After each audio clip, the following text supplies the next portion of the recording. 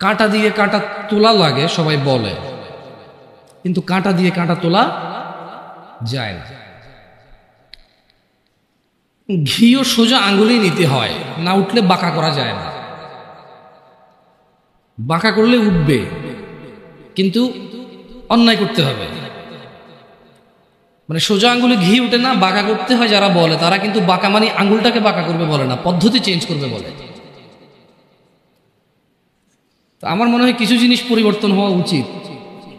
As a উদাহরণ উদ্ধৃতি হিসেবে ভালো ফ্রেশ জিনিস আসা উচিত, যেটা যেমন ওই কথা বলছিলাম শবে বরাত নিয়ে এক জায়গায়। আমি বললাম যে শবে বরাতের তো আরবি ট্রান্সলেশন লাইলাতুল কদর হয়, এটা তো রমজান মাসে হয়, রমজানের আগে হয় না। একটা পর্যায়ে এগ্রি করার পরে বললাম যে ঠিক আছে, তাহলে করাই ভুল না হলে বলাই হলেও ভুল আছে। তার মানে কিছু উদাহরণ উদ্ধৃতি দেখা যাচ্ছে যে আপনি মিনিং ভুল নাই, কিন্তু বলাই হলেও ভুল আছে, অথবা ভুল বের করা যেতে পারে, অথবা যে উদ্দেশ্যে বলা হয় উদ্দেশ্যগুলো ভালো না। তো যারা বলে সোজা আঙ্গুলে ঘি না উঠলে আঙ্গুল বাঁকা করতে হয়, ওরা কিন্তু আপনাকে বলে না যে আঙ্গুলটা বাঁকা করে না। ওরা বলছে সোজা আঙ্গুলে না উঠলে, তার মানে সোজা আঙ্গুলে উঠে। আপনাকে কিন্তু ওরা এটা বলতেছে না যে আঙ্গুল সোজা রেখেই উঠাইতে হবে, বলে বাঁকা করতে, তার মানে পদ্ধতি চেঞ্জ করতে, তার মানে হারাম পথ অবলম্বন করতে। প্রয়োজনে কঠোর হবেন কারো প্রতি, প্রয়োজনে নিজে ভুল সিদ্ধান্ত নেবেন, ওরা দেখেই ছাড়বেন, খাইছি তো এই টাইপের। আবার কাঁটা দিয়ে কাঁটা তোলা আসলে যায় না, কাঁটা দিয়ে কাঁটা তোলা যায় না। এটা মানে কি একজন লোক খারাপ, আপনি তারা পারতেছেন না, এবার আর খারাপের হায়ার করছেন যে ঠিক আছে তুই তারা বুঝা, আমি তো পারতেছি না, এবার ওই বুঝাই দেবো, ঠান্ডা করে দেবো। তো এটা কেন বলছি উদাহরণ, এটা রিলেভেন্ট মানে আমাকে নিয়ে আসছে আধুনিক সমাজে যুব সমস্যার সমাধান নিয়ে কথা বলতে। আমি নিজে তেমন জ্ঞান, মানে কাঁটা দিয়ে কাঁটা তোলার মতো অবস্থা হয়ে গেছে, কি সম্ভব নাকি? মানে এরকম তো ওহি আসে নাই আমার জন্য যে এরপর আর আমার ভুল হচ্ছে না। আল্লাহ আশ্রয় দিক ভুল থেকে, চেষ্টা করবো সবাই আমরা ইনশাআল্লাহ। তো যখন আসলে যুবকদেরকে নিয়ে কথা বলতে চাই বলি, কারণ আমি আমার ভাই ব্রাদার নিয়ে কথা বলবো, খুব স্বাভাবিক। আমি আমার ভাই এবং বোনদের বুঝি, হয়তো অতটা না, অল্প কিছু কিছু, সব না। তো এটা অনেকেই বোঝে, হয়তো আমাকে আল্লাহ বলার তৌফিক দিছে, আপনাকে আল্লাহ বলার শোনার তৌফিক দিছে, এটা আমাদের মধ্যে ম্যাচ করছে। নাহলে জানে না এরকম মানুষ কিন্তু কম, সমাজে জানে না এমন মানুষ কম, আর মানে এমন মানুষও কম। একটা জায়গায় সিমিলারিটি আছে, জানে না এমন মানুষও কম, আবার মানে এমন মানুষও কম। তার মানে অধিকাংশ মানুষ জানলেও মানে না। আমি মানে বর্তমান যুবকদের যে প্রবলেমগুলো, এগুলো শুধু যুবকদের ইস্যু না, এগুলো এখন বড়দের ইস্যু। আপনি জানা বলেন, নেশা বলেন, এক লোক 20 বছর বয়সে সিগারেট খায়, সে 50 বছরও খায়। তো এটা আসলে কি যুবকের সমস্যা বলবেন না বৃদ্ধের সমস্যা বলবেন? It's a human problem actually. এটা মানুষের সমস্যা। ওর লোক, ওর চরিত্রের প্রবলেম। ওর এবারে জোয়ান চরিত্র আর বুড়া চরিত্র বলে কোনো কথা নাই জায়গায়। এক লোক গাঁজা খায়, মদ খায়, জানা করে, ও বিয়ের আগে করছে, বিয়ের পরেও করে। তো এটা কি জোয়ান সমস্যা বলবো আমি? যেটা জোয়ানদের সমস্যা, এটা যুবকদের সমস্যা না। তাহলে ভাবিরা যে অপকর্মে লিপ্ত হয়, ভাবি কখন হয়? যখন কারো বিয়ে হয় তখন সে ভাবি হয়। বিয়ের আগে কেউ ভাবি হয় নাকি? বিয়ের আগে তো কেউ ভাবি হয় না। বিয়ের আগে কাউকে কেউ দুলাভাইও বলে না। তো দুলাভাইরা যে এত প্রবলেম করতেছে শালিকাদের সাথে বা অন্য কলিগসদের সাথে, এটা তো মানে দুলাভাই কি, তার মানে কি মানুষের বয়স যখন 50 হয়ে যায় তখন কি তাকে দুলাভাই ডাকে না মানুষ? অন্য কিছু ডাকে না। আপনি যদি ইয়াংদের মধ্যে ওরা গোপন করতে পারে না। প্রবলেমটা কোথায়? প্রবলেম হচ্ছে 30 বছরের এক লোক মহিলার সাথে শুয়ে সমস্ত সম্পদ ব্যয় করে দিতে রাজি, যাতে কেউ না জানে। আর 17 বছরের ছেলে মেয়ের হাত ধরে এসে বন্ধু বান্ধবকে ফেসবুকে স্ট্যাটাস দিবে, আজকের সাথে হোটেলে এসেছিলাম। এইখানে একটা ডিফারেন্সই আছে, যেটা আমি ফাইন্ডিং যেটা করছি আর কি। অপরাধ প্রবণতা আসলে জোয়ান বুড়া বলে কথা না। যার চরিত্র খারাপ তার চরিত্র খারাপ, যে আল্লাহকে ভয় করে না সে করে না।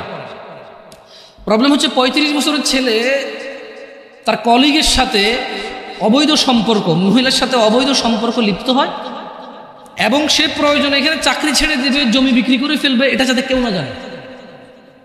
তাহলে কেন তার সংসার ভাঙবে? আর 15 বছর একটা ছেলে, যাতে তার প্রেমিকার অন্য কোথাও বিয়ে না হয়, সে মিশা বলে ওই তো আমার সাথে ছিল ভাই, 7 বছর থেকে সম্পর্ক, আপনি কি কোন বিয়ে করবেন ওরে, ওর পর থেকে সরে দাঁড়াও আমার প্রেমিকা। সো একজন জিনা করে ক্লেম করে, যতটুক করে এর থেকে বাড়াই বলে, কেন? যাতে ওর সিকিউরিটি হয়, এই মেয়ের যাতে অন্যকে বিয়ে না করে ওই বিয়ে করে। আরেকজন জেনা করে প্রয়োজনের সম্পদ এখানে কোরবান করে দেবে, কেন? কারণ যদি কেউ শুনে তাহলে ওর সংসার ভেঙে যাবে, মানে বিয়ে যেটা সেটা ভেঙে যাবে। দুইজনের সাইকোলজি দুই রকম, এই একটা পার্থক্য আমি দেখছি। আদারওয়াইজ বুড়া জোয়ান কেউ পিছায় নাই আর জানার বিচারে। কেমন? আবার যুবকরাও তো গোপন করতে পারে না। ও একটা হোটেলে যাবে, একটা পার্কে যাবে, সবার দিকে তাকায় থাকবে। এখন আমি যদি এই যে দাড়ি টুপি রেখে পাঞ্জাবি পরে যদি পাশে একটা বোরখা পরা মহিলা আমার পাশে হাঁটে, আমি যদি 10 ঘন্টা না 20 ঘন্টাও হাঁটি, পৃথিবীর একবারে অচেনা জায়গায় হাঁটি, পাবলিক ধরেই নিবে যারা বউ জামাই। প্রবলেম হচ্ছে 16-17 বছরের যুবক, গায়ে স্কুল মাদ্রাসার ইউনিফর্ম, মহিলা এবার বোরখানা যদি বস্তা গায়ে দিয়েও থাকে, লাভ নাই। পাবলিক বুঝে এরা কারা রে, কেন হাঁটতেছে এই জায়গায়। এই কিছু প্রবলেম ফাইন্ডিংস হয় ইজিলি, কেমন? আদারওয়াইজ সব মানুষই এখন বেখেয়ালি।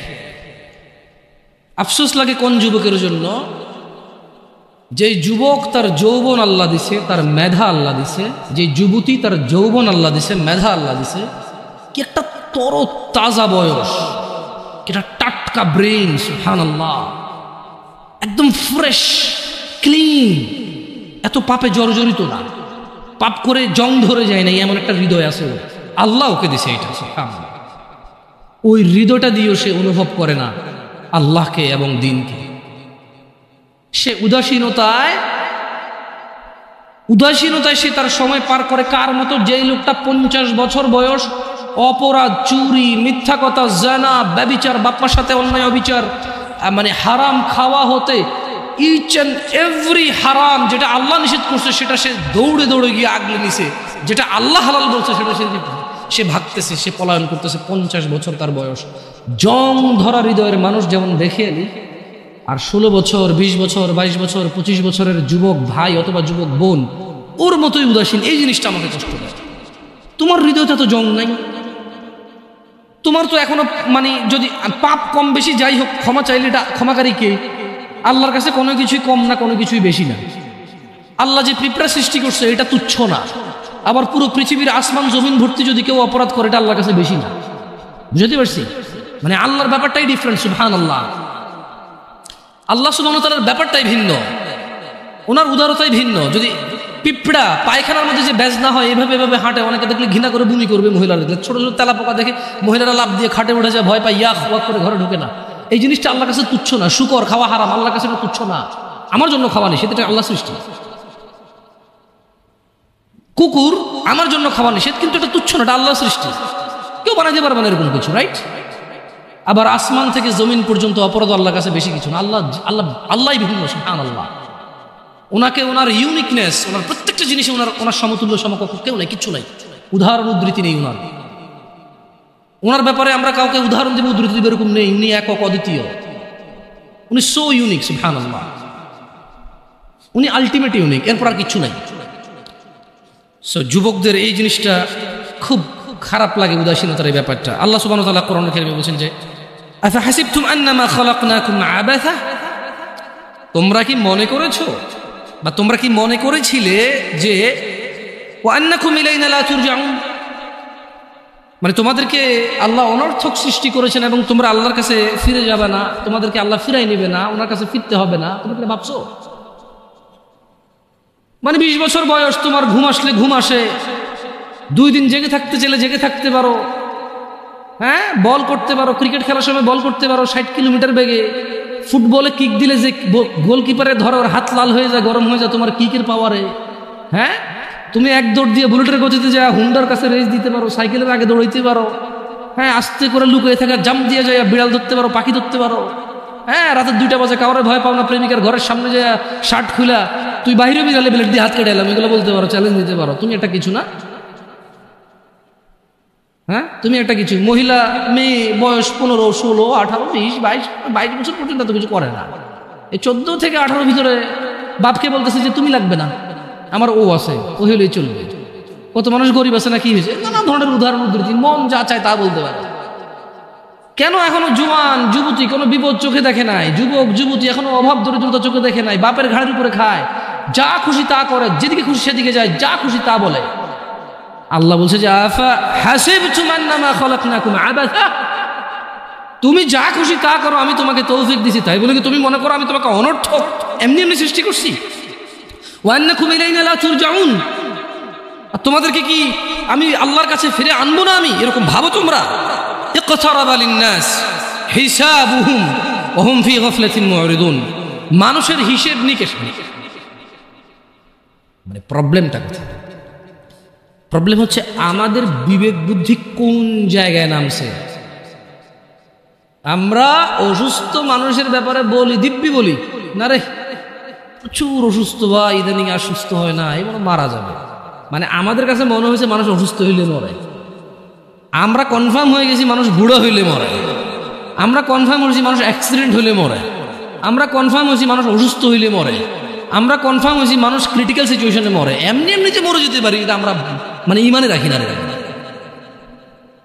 আমাদের কাছে মনে হয় যে মৃত্যুর একটা সিস্টেম আছে, মানে এটা আমি হব, জোয়ান হব, বুড়া হব, চুল দাড়ি পাকবে, তারপরে মরবো।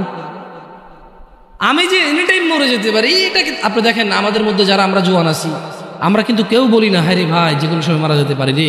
আমরা সবসময় বলি যে আমার দাদা অনেক বুড়ো হয়ে গেছে, বাঁচবে না মনে হয়, আমার আম্মা আইসিইউতে দোয়া করেন ভাই বাঁচবে না মনে হয়, আপনার ভাবিটা ভাই বাচ্চা হওয়ার সময় মানে এক্সট্রা ব্লিডিং হচ্ছে, বাঁচবে না মনে হয়। ঠিক আছে ওগুলো ক্রিটিক্যাল সিচুয়েশন, কিন্তু এরকম হাসপাতালে গেলে যদি মানুষ মারা যায় তো তাহলে কেউ হাসপাতালে যেত না। তার মানে হাসপাতালের রেশিও কি 100 জন ঢোকে 30 জনও মারা যায়। আমি ভুল বলছি?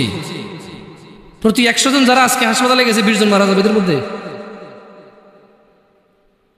তার মানে যত মানুষ মরে হাসপাতালের বাইরে মরে।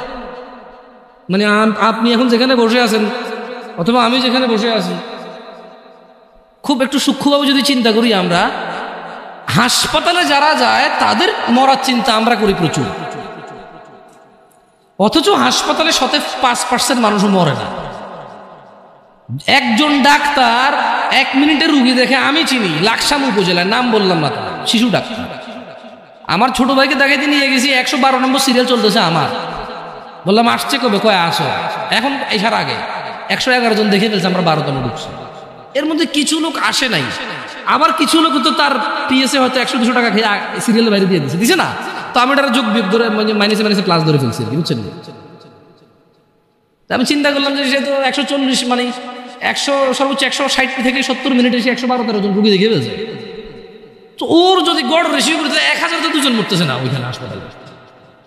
একটা বিশাল হাসপাতাল, ভর্তি হইতে পারে রুগী 100 জন 150 জন, ওখানে কি ডেইলি 20 জন মারা যায়? বরঞ্চ সরকারি হাসপাতালগুলো ভয় পায় মারা যাবে বলে যে ঢাকা মেডিকেলে নিয়ে চলে যান, জানা যে ওখানে মারা গেলে কোনো সমস্যা নাই, দায়বদ্ধতা নাই তেমন, ডাক্তারদের জবাব দিতে নাই, সরকারি হাসপাতাল মরছে, রুগী ক্রিটিক্যাল ছিল মরছে, আর গরিব মানুষে যায় ওখানে, আমার মতো লোকেরা যায়। সো আমাদের উদাসীনতার মাত্রা কত নিচে, মানে একটা মাত্রা থাকে না, ওই যে বলাতে শুনে না, ছি তুই এত নিচে নামবি, ভাবিনি এই টাইপের, ভাবিনি, আমরা নিজেরাই ভাবিনি, ভাবতেছি না যে আমরা কত নিচে নামছি। অথচ আল্লাহ সুবহানাহু ওয়া তাআলা বলেছেন ইকতারাবা লিন-নাসি হিসাব, আপনি বলতেছেন মরার কথা, আমি আর আপনি এখানে ডিসকাস করতেছি 2023 ডিসেম্বরের আজকে 1 তারিখ, রাইট? আজকের দিনে আমি আর আপনি ডিসকাশন করতেছি আমরা কেন মরার কথা ভাবি না, খালি অসুস্থ রোগী ভাবে, কিন্তু আল্লাহ মরার কথা না। আমার বাপ চাচা মরছে, দাদা মরছে, বাবা আদম আলাইহিস সালাম হতে সবাই মরছে, যারা ছিল, আমরা যারা আছি মরবো, আমাদের পরে যারা আসে তারা মরবে, কিয়ামত পর্যন্ত যত মানুষ আসবে সবকিছু নষ্ট হয়ে যাবে, মরে যাবে, পৃথিবীতে চলে যাবে, কত দূরের কথা। অথচ আমি আর আপনি 2023 ডিসেম্বরে চিন্তা করতেছি, মরার কথা আলোচনা করতেছি, এটাই আমাদের বুঝে আসতেছে না। কোরআনুল কারীমে আল্লাহ তাআলা বলেছে যে ইকতারাবা লিন-নাসি হিসাবুহুম ওয়া হুম ফি গাফলাতিন মুরিদুন, আরে মরা তো দূরের কথা, মানুষ যে মরে যাবে, হাজার হাজার লক্ষ লক্ষ বছর পার হবে, হাসর হবে, ওর বিচারের দিন হবে, এটাই নাকি নিকটে। বলছে যে মানুষের হিসেব নিকেশের সময় আসন্ন, এই চলে আসতেছে, অথচ তারা হুম ফি গাফলাতিন মুরিদুন, অথচ তারা উদাসীনতায় মুখ ফিরিয়ে রয়েছে। আপনি আর আমি বাঁচার স্বপ্ন দেখি, বুড়ো হয়ে মরবো এই প্ল্যান করি, আর আমরা মরে আমাদের পরের প্রজন্ম, হাজার হাজার প্রজন্ম মরে যাবে, জন্ম হবে, বেঁচে থাকবে 60, 70, 100 বছর বাঁচবে, সব কিছুর পরেও সব কিছু মিলিয়ে আল্লাহ বলতেছে যে আর এদের হিসেবের সময় তো চলে আসছে, এই চলে আসতেছে, অথচ এরা এখন উদাসীনতা। আপনাদের মনে হয়েছে কি কিয়ামত ঈসা আলাইহিস সালাম আসবে, তারপরে মানুষ ওপেন কুকুর বিড়ালের মতো রাস্তাঘাটে জানা করবে, মানুষ পশুর মতো আচরণ করবে, মানুষের আল্লাহ নাম ডাকার মতো লোক থাকবে না, তারপরে কিয়ামত হবে? এটা তো ঠিক কথা, এটা তো সমষ্টিগত কিয়ামত, মানে এরপর আর কোনো কিছু অবশিষ্ট থাকবে না। এরপরে কি, যখন ওই কিয়ামত হবে তখন আর কোনো কিছু কি অবশিষ্ট থাকবে না। কিন্তু যে ব্যক্তি যেদিন মারা যায় তার কিয়ামত তখন শুরু হয়ে গেছে। কথা বুঝতে পারি নাই? যে লোক মারা গেছে ও কি ওই ধ্বংস দেখবে? ও তো ধ্বংস হয়ে গেছে, শেষ। যে যখন মারা যায় তার কিয়ামত তখন। আর যেটা আল্লাহ তাআলা যেটাকে বলছে ইদা জুলজিলাতিল আরদু জিলজালাহা, যখন পৃথিবী প্রবল কম্পনে প্রকম্পিত হবে, ওটা তো সবাই কম্পিত হবে। কেমন? আচ্ছা, তো যুবকদের বা যুবতীদের উদাসীনতার মাত্রা এত নিচে যে শুধু বড়রা মুরব্বীরাই মরবে, ওরা মরবে এটা মনে করে না। অনেক সময় বলে যে এখানে মা বাপের খুব বড় একটা বাজে ভূমিকা থাকে। কেমন? আমি বড় অবাক হলাম, আমার কাছে মেসেজ আসে ছেলেপেলের যে আমি কলেজে পড়ি, স্কুলে পড়ি, ভর্তি হয়েছি, দাড়িটা রাখার আমার খুব ইচ্ছা। আমি, কেউ বলে হুজুরদের, কেউ বলে আলেমদের, কেউ বলে শেখদের, যে যার মতো করে বলতে পারে, বলে যে আমি ওয়াজ মাহফিল কিছু লেকচার শুনি, দাড়ি রাখার এত প্রবল ইচ্ছা আমার, এত শখ, আমি দাড়ি কাটবো না। কিন্তু বলছে যে হুজুর আমার দাদা, দাদু, আব্বা আর আম্মা, একটা পরিবার এত জঘন্য হলে কিভাবে হবে? একজন দুজন না হয়, দাদা, বাপ, দাদা, দাদি, মা, মানে কি? আমি ওই দাদাকে বলতে চাই, তোমার বাপে মুজরা করে নাই, তোমার ঘরে টেলিভিশন ছিল না, প্রযুক্তি ছিল না, তোমারই এখন দাড়ি রাখতে মন চায় না। তুমি তোমার নাতিকে আর ছেলেকে যে দাড়ি রাখতে দিচ্ছ না, পর্দা করাচ্ছ না মেয়েদেরকে, তো যাদেরকে রেখে পৃথিবীতে চলে যাবো, তো ন্যাংটা হাঁটবে গো, ন্যাংটা হাঁটবে ওরা। তুমি বলছো যে একটু ঢাকো নাহলে শরম, হ্যাঁ, ওরা ন্যাংটা হেঁটে বলবে সাহসের ব্যাপার, পর্দা হলো মনে। তুমি বলতেছো যে পর্দা হাত পা সব ঢেকে চলাকে বলে না, মনের পর্দা।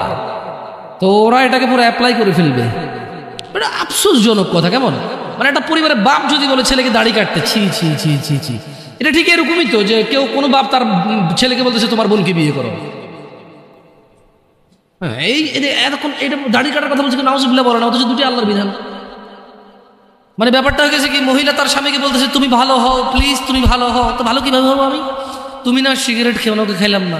তুমি না অন্য মেয়েদের সাথে কথা বলবো না, হ্যাঁ বললাম না। তো তুমি না নামাজ পড়ো, হ্যাঁ পড়লাম। আমি বিয়ে করবো না, না। আরে বেটা, নামাজ পড়তে আল্লাহ বলছে, বিয়ে করতে আল্লাহ বলে নাই? বিধান দুটা কি দুজনে দিছে নাকি? না না, আমি ইনফ্লুয়েন্স করতেছি না, আমি নিজেই একটা করছি, আলহামদুলিল্লাহ। কঠিন রে, কঠিন, খুব কঠিন। যাই হোক, আমাদের শয়তান বলা অনেক সহজ, করা অনেক কঠিন। কেমন? যাই হোক, আল্লাহ ইল্লা মাশা আল্লাহ। তো মানে ইসলামের বিধানটা কেমন?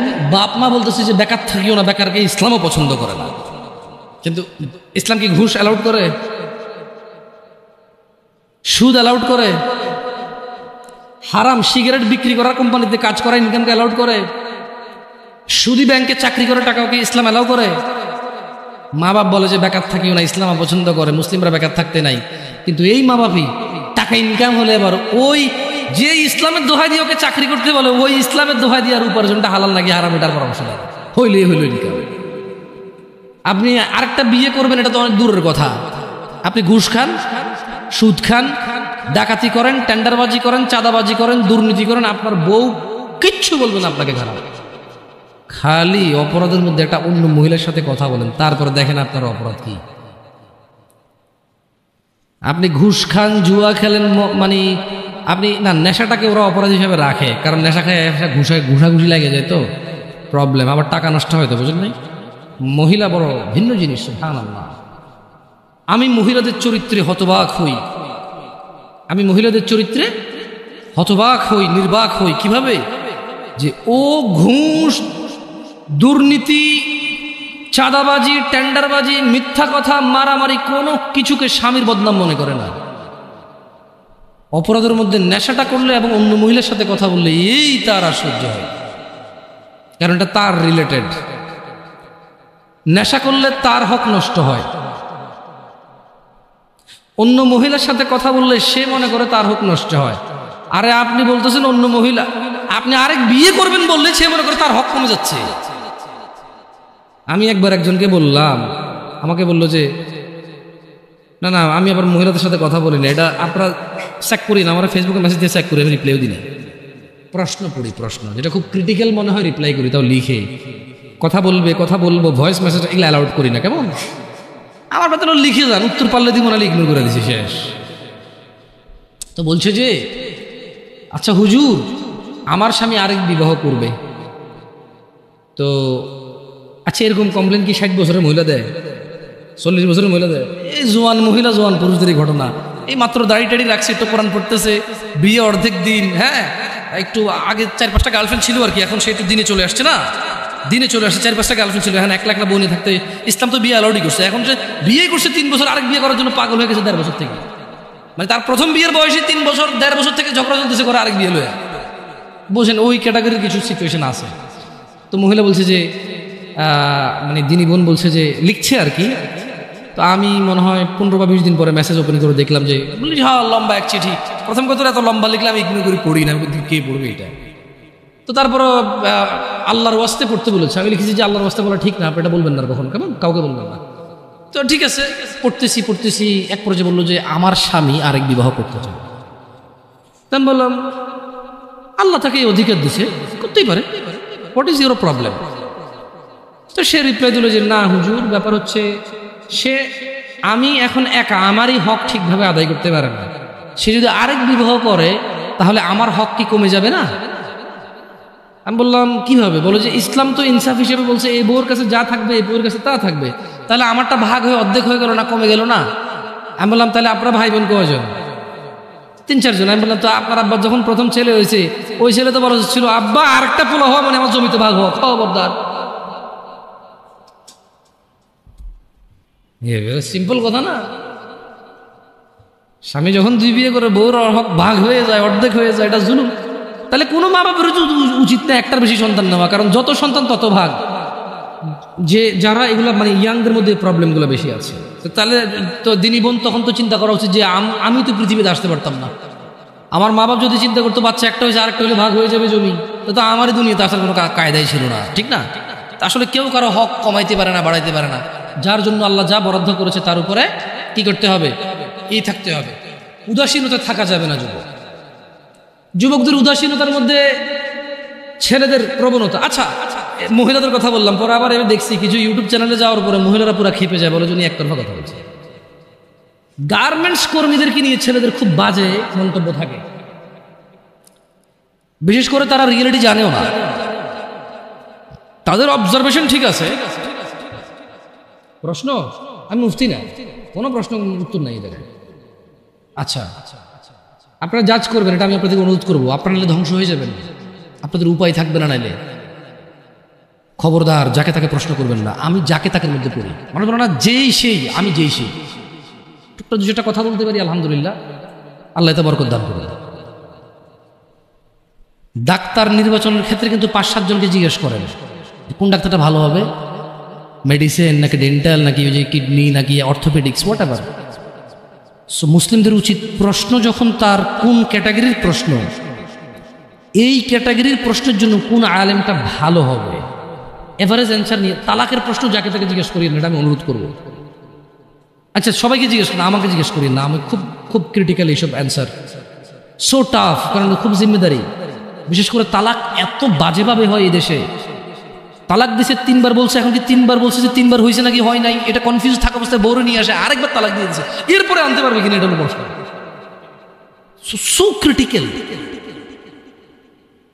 মানে 3 বার তালাক দিয়েছে, বউ জামাই আলাদা হয়ে গেছে, এখন পোলা পাইনে কান্দে, বাড়িওয়ালা মিলা গ্রামে মিলাই দিয়েছে, এরপরে এখন আবার তালাক হয়েছে, এখন আগের বারে যে আসছে ওটা ঠিক আছে কিনা, এটা নিয়ে প্রশ্ন। এখন তো তালাক তারা কনফার্ম হয়ে গেছে, বুঝতেছেন? কিন্তু প্রশ্ন হলো যে হুজুর তাহলে আগে যে নিয়ে আসছিলাম ওটা কি গুণ হয়েছে? মানে প্রশ্ন এখন এরকম হয়ে গেছে, বউ জামাই তালাক হয়ে গেছে 5 বছর, যা একটা বাচ্চা হয়েছে আর কি, মাঝে মধ্যে আসতো। বউ জামাই তালাক হয়েছে 5 বছর, বউরও বিয়ে হয় নাই কোথাও, জামাইও বিয়ে করে নাই, এখন এটা আবার বিয়ে করতে যাচ্ছে, মানে আবার নাকি বিয়ে করবে। তো তুই বিয়ে করবি কেন? আবার তো বিয়ে থাকার কথা, যদি বিয়ে না থাকে তাহলে তো আর করার সুযোগ নেই। যদি আবার বিয়ে করা যায় তালাক দিয়ে, তাহলে তালাকের মূল্যটা হলো কি? আমি তালাক দিয়ে দিছি পার্মানেন্ট, তালাকে বায়েন হয়ে গেছে, খালাস, এখন আমি আবার বিয়ে করতে পারবো, তাহলে ওই বায়েনের ভ্যালু কি? তাহলে ব্যাপারটা হলো যে বউ বললো যে তুই তোর ঘর করবো না, আমি গেলাম। এরপরে একদিন বলেছে না তোর ঘর করা দরকার, কই আইলো। জামাই বললো যে তুই আমার ঘর থেকে বেরো, তোর আমি রাখবো না, গেল। এরপর আবার মনে হয়েছে যে না আসা দরকার, আসলো, এরকম হয়ে গেল। তালাকে বায়েনের তখন তাহলে ভ্যালু থাকবে না ভাই। কোয়েশ্চেন যাকে তাকে করবেন না, কেমন? যুবক ছেলেদের যেটা প্রবলেম বলতে চাচ্ছিলাম, মেয়েদের তো এটা বললাম, কেমন বিয়ের ক্ষেত্রে ওরা মানে আরো অনেকগুলো আছে, বললাম না। যেমন মেয়েদের বেশ কিছু প্রবলেম বলছি, জামাই সুদ খাক, ঘুষ খাক, মিশা কথা, টেন্ডারবাজি, চাঁদাবাজি, রাজনীতি কিন্তু ভালোভাবে কেউ দেখে না, আমিও দেখি না, সরি, তো রেকর্ডিংগুলো কিছু করার নাই, আমি পার্সোনালি এখন ভালোভাবে দেখি না। কেমন ওই যে আমাদের এলাকাতে ধরেন কুমিল্লার অঞ্চল, তো ছোটবেলায় যদি এসব জিনিস প্রমোট করাই উচিত না, আমি আমার অভ্যাস নেই এগুলো বলা, তারপর একটু এই রাজনীতি নিয়ে আসছে, তো আপনি যেখানে যাবেন ওই বিষয়টি কথা বললে আপনাকে ওই জায়গায় যাইতে হবে, কিছু করার নাই। ওই হারুন কিসিঞ্জার একজন ভদ্রলোক ছিল ছোটবেলায়, খুব কৌতুকগুলা ক্যাসেট প্লে করতো মানুষ, তো ও গান গাচ্ছিল যে কাজে কামে মন বসে না, করি রাজনীতি, এই নীতিতে কত মানুষ হয়েছে কোটিপতি। তো কামে কাজে যাদের মন বসে না কোটিপতি, তারাও রাজনীতি করে, এটা তার গান, এটা সত্য মিথ্যা আমি জানি না, সে গাইছে। এমন তো ছেলেদের একটা বিশাল বড় প্রবলেম হচ্ছে কি, দায়িত্বহীনতা, উদাসীনতার সবচাইতে খারাপ সিচুয়েশনটা ওদের ভিতরে সবচাইতে বেশি দেখা যায়, দায়িত্বহীনতা। ইভেন যুবককে যদি তার মা বলে 1 কেজি চাল নিয়ে আসো, সে বলছে পারবো না, ভাইকে পাঠাও, অমুককে পাঠাও। আমি সর্বনিম্নটা দিয়ে বললাম আপনাকে, শহরে তো আপনারা অনলাইনে অর্ডার করেন, এই করেন, সেই করেন, গ্রামের কথা বললাম আপনাকে। বলছে যে গার্মেন্টস কর্মীরা সব মেয়েরা কেন কাজ করে, সবাই তো কমপ্লেন দিচ্ছে, আমি মনে বলতেছি কাজ করতে না, আমি বলছি না কতগুলো বুঝের লোক আছে এখন বসে বসে কমেন্ট করবে, তো আপনি কি বলতে চাচ্ছেন ওরা কাজ করবে? আরে ভাই, আমি কিছুই বলতে চাচ্ছি না, আমি বলতে চাচ্ছি যে এত যে সমালোচনা করেন, রাইট, ভুলকে তো ভুল বলতেছেন, কিন্তু দেখেন না কোন মেয়েটা গার্মেন্টসে কাজ করে। আপনার মতো কোনো পুরুষ বিয়ে করছে, আমার মতো কোনো পুরুষ বিয়ে করছে, 2টা বাচ্চা হয়েছে, পাড়া প্রতিবেশী 200, 300, 500, 600, 1000 টাকা করে হাওলাত নিয়ে চলে গেছে, 6 মাস আসতেছে, ওই মেয়েটা গার্মেন্টসে কাজ করতেছে। মা বলতেছে তুই মরস না কা, তোর বিয়ে দিছে, তোর ঘর টিকলো না, দুনিয়ার আর সবাই জামাইয়ের ঘর করতেছে না, এখন যে জায়গায় বিয়ে দিছে ওই ছেলে মদ খায়, গাঁজা খায়, জুয়া খেলে, কাজ করে না, ঋণ করে ছেলে, ওটা ডেলি রাত্রে এসে মারে মেয়েকে, তো ডেলি মার খাওয়ার চেয়ে মেয়ে এসে বাপের বাড়িতে থাকে, বাপ্পা বুড়ো হয়ে গেছে, ভাইয়ের বউর সাথে ঝামেলা, মা প্রতিদিন কাঁদে আর চোখের পানি মোছার বলে তুই মরস না কা, যেদিন ওই তোর লবণ দিয়ে কেন মেরে ফেললাম না। That's a real example and it's so true. আপনি হয়তো একটা ফ্ল্যাটে থাকেন, একটা গাড়ি আছে আপনার, অথবা গাড়ি নেই, বাপের আপনার 60,000 টাকা বেতনের চাকরি আছে, আপনি বুঝেন না এটা, বাট দিস ইজ রিয়েলিটি। আমি বলবো যে গার্মেন্টসে সবাই এরকম না, গার্মেন্টসে তো 5 লাখ টাকা বেতনের মহিলা আছে, চাকরি করে, সে চাকরি করে তার ভিন্ন কারণে, তার স্বামী এসে বলেছে কেন আমি তোমার ইনকাম কেন খাবো, আমি আর্ন করবো এবং আমি ব্যয় করবো। হু ইউ, তুমি কি কথা বলো এখানে, আমি কামাবো, খরচ ব্যয় ডিফারেন্ট থাকে, কেমন থাকে। কিন্তু যাদেরকে বেশি তিরস্কার করি আমরা, আর আপনি খারাপকে কি আমি ভালো বলতে বলছি, যে একটা পুরুষ বলুক তো ওর বোনকে চালায়, মাকে চালায়, বউকে চালায়, মেয়েকে চালায়, আর ওরা গার্মেন্টসে যায় কাজ করতে চায়। পৃথিবীর কোন মানুষ কাজ করতে চায়? শোনেন, এখন তো ছোট, আপনারা বুঝতেছেন না, যেদিন চাকরিতে ঢুকবেন ওই দিন আপনি অনুভব করবেন যে পৃথিবীর কোনো মানুষ যদি কোনো অপশন থাকে যে চাকরি না করে খাইয়া পরে বাঁচে থাকা যাবে, ও চাকরি করবে না, ও বলবো আমি গাড়ি চালাবো না, বাট আমি চাকরি করবো না, আমি এমনি বেঁচে থাকবো খাইয়া পরে। অসুস্থ হলে যদি বেশি টাকা না লাগতো মানুষের, বোন বিয়েতে যদি টাকা না লাগতো মানুষের, বাজার করতে যদি টাকা না লাগতো মানুষের, অধিকাংশ মানুষ বলতো যে ভাই, যদি কেউ বলতো যে দিনে তোর 1 টাকা করে ঘুষে দিই, আর পুরো দিন তোর থাকা খাওয়া শিখছে সব আমার, ভাই আসতে দিস ভাই, একটু প্রয়োজনে কম খাওয়াই, কম পোশাক দিই, হাসবেন হয়তো আপনি, বাট এটা হয়তো হইতে পারতো হয়তো, কারণ আমরা তো দেখি চাকরিজীবীদের কি বিরক্তি, চাকরিজীবীদের যে চাকরি করা কি বিরক্তি। না, বিরক্ত হওয়া উচিত না, কর্ম করা উচিত। আমি রিয়েলিটি বলতেছি, মানুষের মানে এক্সপ্রেশনটা বলতেছি আপনাদের। তো ছেলেদের উদাসীনতা না হলে মেয়েরা কেন, মানে আপনি একদিকে বলতেছেন যে এটা, আরেকদিকে দোষটা কি ওই মেয়ের যে কাজ করে না, ওরও আছে, কিন্তু আসলে কত নিরুপায় মানুষ আছে, আপনি কথা না বললে বুঝবেন না ভাই, বিশ্বাস করেন, কথা না বললে বুঝবেন না। ও হয়তো ও আল্লাহকে ভয় করলে আল্লাহর জন্য ভালো রাস্তা দিত, ও ও তো আল্লাহকে ভয় করে না, জানা ব্যভিচার, মানে গার্মেন্টসে যাওয়ার আগেও তো খুব একটা ভালো চলাফেরা করছে তা না। আপনি গার্মেন্টস কেন বলবেন? আপনি ধরেন না একবারে কোনো বড় কোনো একবারে ধরেন কিছু একটা বিশাল আয়োজন, ওটাই হোক না হোয়াট এভার, কিন্তু বাপরে এরা জানি আবার টাইটেল জানে যে নারী কি উন্নয়নে বাধা দিচ্ছি আমি। না না না না, ওগুলো বলতেছি না। আমি নারীদের পক্ষে বলতেছি যে বোন, তোমার কষ্ট আমি অনুধাবন করতেছি, আমি তোমার কষ্ট অনুধাবন করি যে তুমি কোন দুঃখে তুমি 12,000 টাকার জন্য রাস্তায় নেমে তুমি আন্দোলন করো। কারণ তোমার ঘরে থাকা স্বামীটা এতটাই অযোগ্য, তোমার ঘরে থাকা ভাইটা এতটাই বেখেয়ালি, এতটাই উদাসীন যে তোমার 4,000 টাকা পুরো মাসে তোমার পিছনে খরচ হবে না, সেটা তোমার ভরণ পোষণ নিতে পারে না। সে 8 ঘন্টার জায়গায় 10 ঘন্টা কাজ করতে রাজি নাই, সে দিনে 7 দিন কাজ করতে রাজি নাই। তার বন্ধু বান্ধব লাগবে, তার আড্ডা লাগবে, তার সিগারেট লাগবে, তার মদ লাগবে, তার জুয়া লাগবে, তার ছক্কা লাগবে, তার ক্রিকেট লাগবে, তার ফুটবল লাগবে। এই সবের পিছনে যতটুকু সময় ব্যয় করে, যে কোনো একটা কিছু বাদ দিলে যারা সিগারেট ধূম পায় তারা শুধু সিগারেটের টাকা দিয়ে বোন চালাই দেবে। এমন বহু যুবক, এমন বহু পুরুষ আছে যারা সিগারেট খায় মাসে 3,000 4,000 টাকার, তাদের বোনরা গার্মেন্টসে কাজ করে। যদি বলে যাবে সিগারেটটা খাওয়া বাদ দিয়ে দিচ্ছে, ওর বোনার গার্মেন্টসে কাজ করা লাগে। সো কোথাও না কোথাও আমাদের পুরুষদের বেখেয়ালি আছে, খামখেয়ালি আছে। আমাদের উদাসীনতা এবং আমাদের দায়িত্বহীনতায় মূল আমাদের দায়িত্বহীনতা হচ্ছে মূল কাজ। আমার মেয়ে, আমার বোন, আমার স্ত্রী, আমার মা, ওরা বের হয়, আমার অজান্তে বের হয় না, আমি ওদেরকে বাধ্য করেছি, দোষটা আমাদের উপরে আসবে। এমনি তো আল্লাহ নবী সাল্লাল্লাহু আলাইহি ওয়াসাল্লাম বলে নাই যে দাইয়ুস জান্নাতে যাবে না, দাইয়ুস জান্নাতে যাবে না। কেন যাবে না? আজকে আপনি গার্মেন্টসের দোষ দিয়ে লাভ আছে? আজকে আপনি ওই ইট ভাঙার কি ব্রিক ফিল্ডের দোষ দিয়ে লাভ আছে? না, দাইয়ুস জান্নাতে যাবে না।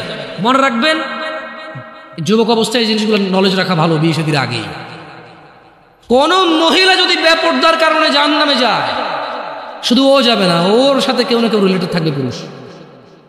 কুড বি ফাদার, বাপ হইতে পারে, বড় ভাই হইতে পারে, তারপর হচ্ছে স্বামী হতে পারে। যদি ওর জাহান্নামে যাবার রিজনই হয় বেপরদা, খোলামেলা চলা, মানুষ হাজার রিজনে জাহান্নামে যেতে পারে। আল্লাহ সবাইকে ক্ষমা করুন এবং হিদায়াত দান করুন, আমিন। হাজারটা রিজন আছে জাহান্নামে যাওয়ার, কিন্তু যদি কোনো মহিলা, এমন মহিলা যার বড় ভাই আছে, যার বাপ আছে, যার স্বামী আছে, আর ওদের থাকা অবস্থায় তার এমন একটা অন্যায়ের কারণে তার জাহান্নাম হয়েছে, যে অন্যটা হচ্ছে তার কি খোলামেলা চলাফেরা, তার জানাবা বিচারের চলাফেরা, তার বেপরদা অশ্লীল চলাফেরা, তাহলে ওই মহিলা একা জাহান্নামে যাবে না, সঙ্গে কাউকে নিয়ে যাবে। এবার যে লোকটা সংশ্লিষ্ট সময়ে দায়িত্ববান ছিল সে যাবে সঙ্গে। এটা খুব সিম্পল লজিক, কিন্তু কান টানলে কি আসে? ওই মহিলা যদি সংশ্লিষ্ট রিজনে যদি জাহান্নামে যায়, সংশ্লিষ্ট সময়ে যে দায়িত্ববান পুরুষ তার অভিভাবকত্বের মধ্যে ছিল, যার উচিত ছিল তার জন্য সামর্থ্য অনুযায়ী জামা কাপড় কিনা সুন্দর দেখে, সামর্থ্য অনুযায়ী খাবার দাবার ব্যবস্থা করা, তার অর্থনৈতিক অবস্থার উপরে ডিপেন্ড করে, সামর্থ্য অনুযায়ী ওর কমফোর্ট জোনে রাখা হোক, সামর্থ্য অনুযায়ী যতটুকু আছে উজাড় করে দেওয়া ওর পিছনে, ওই সংশ্লিষ্ট ব্যক্তিটার জন্য দায়ী থাকবে। যদিও ভিন্ন কারণ, এখন টাকা পয়সাই হয়েছে, বিষয়ের জন্য খেয়াল রাখে না, গাড়ি টাড়ি কিনে দিছে, ছোট ছোট জামা কাপড় কিনে দিছে, এগুলো পরে ঘরে, এটা ভিন্ন কথা। তবে আমি ছিলাম যারা কর্মজীবী, যারা নিম্ন কর্মজীবী, তাদের কথা বলছি। যে কোনো অপরাধকে যুবকদের এখন একটা প্রবলেম হচ্ছে, যেটা বুড়োদের মধ্যে ছিল না। বুড়োদের একটা সমস্যা কি, মানে এমনভাবে কথা কয় না, বুড়ো বলবো না, বয়স্কদের, সরি আমার ভাষার কারণে কথা কিন্তু মিনিং চেঞ্জ হয়ে যাবে, বুঝছেন? এটা আমার ওইভাবে নিয়েও যাবে না, আমি খারাপ উদ্দেশ্য নিয়ে বলতেছি না। মানে যারা বয়স্ক বৃদ্ধ, তারা দেখবেন যে কিছু হলে বলে যে আমগো যুগে এগুলো ছিল না ভাই, কি যুগ আইলো, রাইট? এরকম কথা বলে। মানে উনি যেভাবে বলতেছে, মনে হয় যেন ওনার চোখে কোনো মা বাপের পোলা পায় নাই, ধাক্কায় নাই, মনে হয় যেন কোনো ভাই মারামারি করে মাথা ফাটায় মারা যায় নাই, মনে হয় যেন ভাই আর ভাবির কেলেঙ্কারিতে পরে বিয়ে ভাঙি আবার নতুন করে বিয়ে দেয়নি, মনে হয় যেন মামু আর ভাগিনা ধরা পড়ে না। এরা এমনভাবে বলে কিনা, এগুলো একটা কথা বয়স্করা বলে। আর জোয়ানরা একটা বিশাল বড় প্রবলেম, যে কোনো প্রবলেমকে সলভ করে, ভাই ডিজিটালাইজেশন, ভাই যোগ বুঝছেন, স্পিডি, হ্যাঁ গতি, ভাই গতি আলাদা, আপনি বুঝবেন না ভাই, এখন এটাই ট্রেন্ড, এখন চলেই এমতে। হ্যাঁ, মানে জোয়ানদের কথা হচ্ছে ভাই এটা আপনি বুঝবেন না, এখন চলেই এমনি ভাই, ধর ভাই আপনি ভাই আগের কথা কয়ে লাভ আছে ভাই।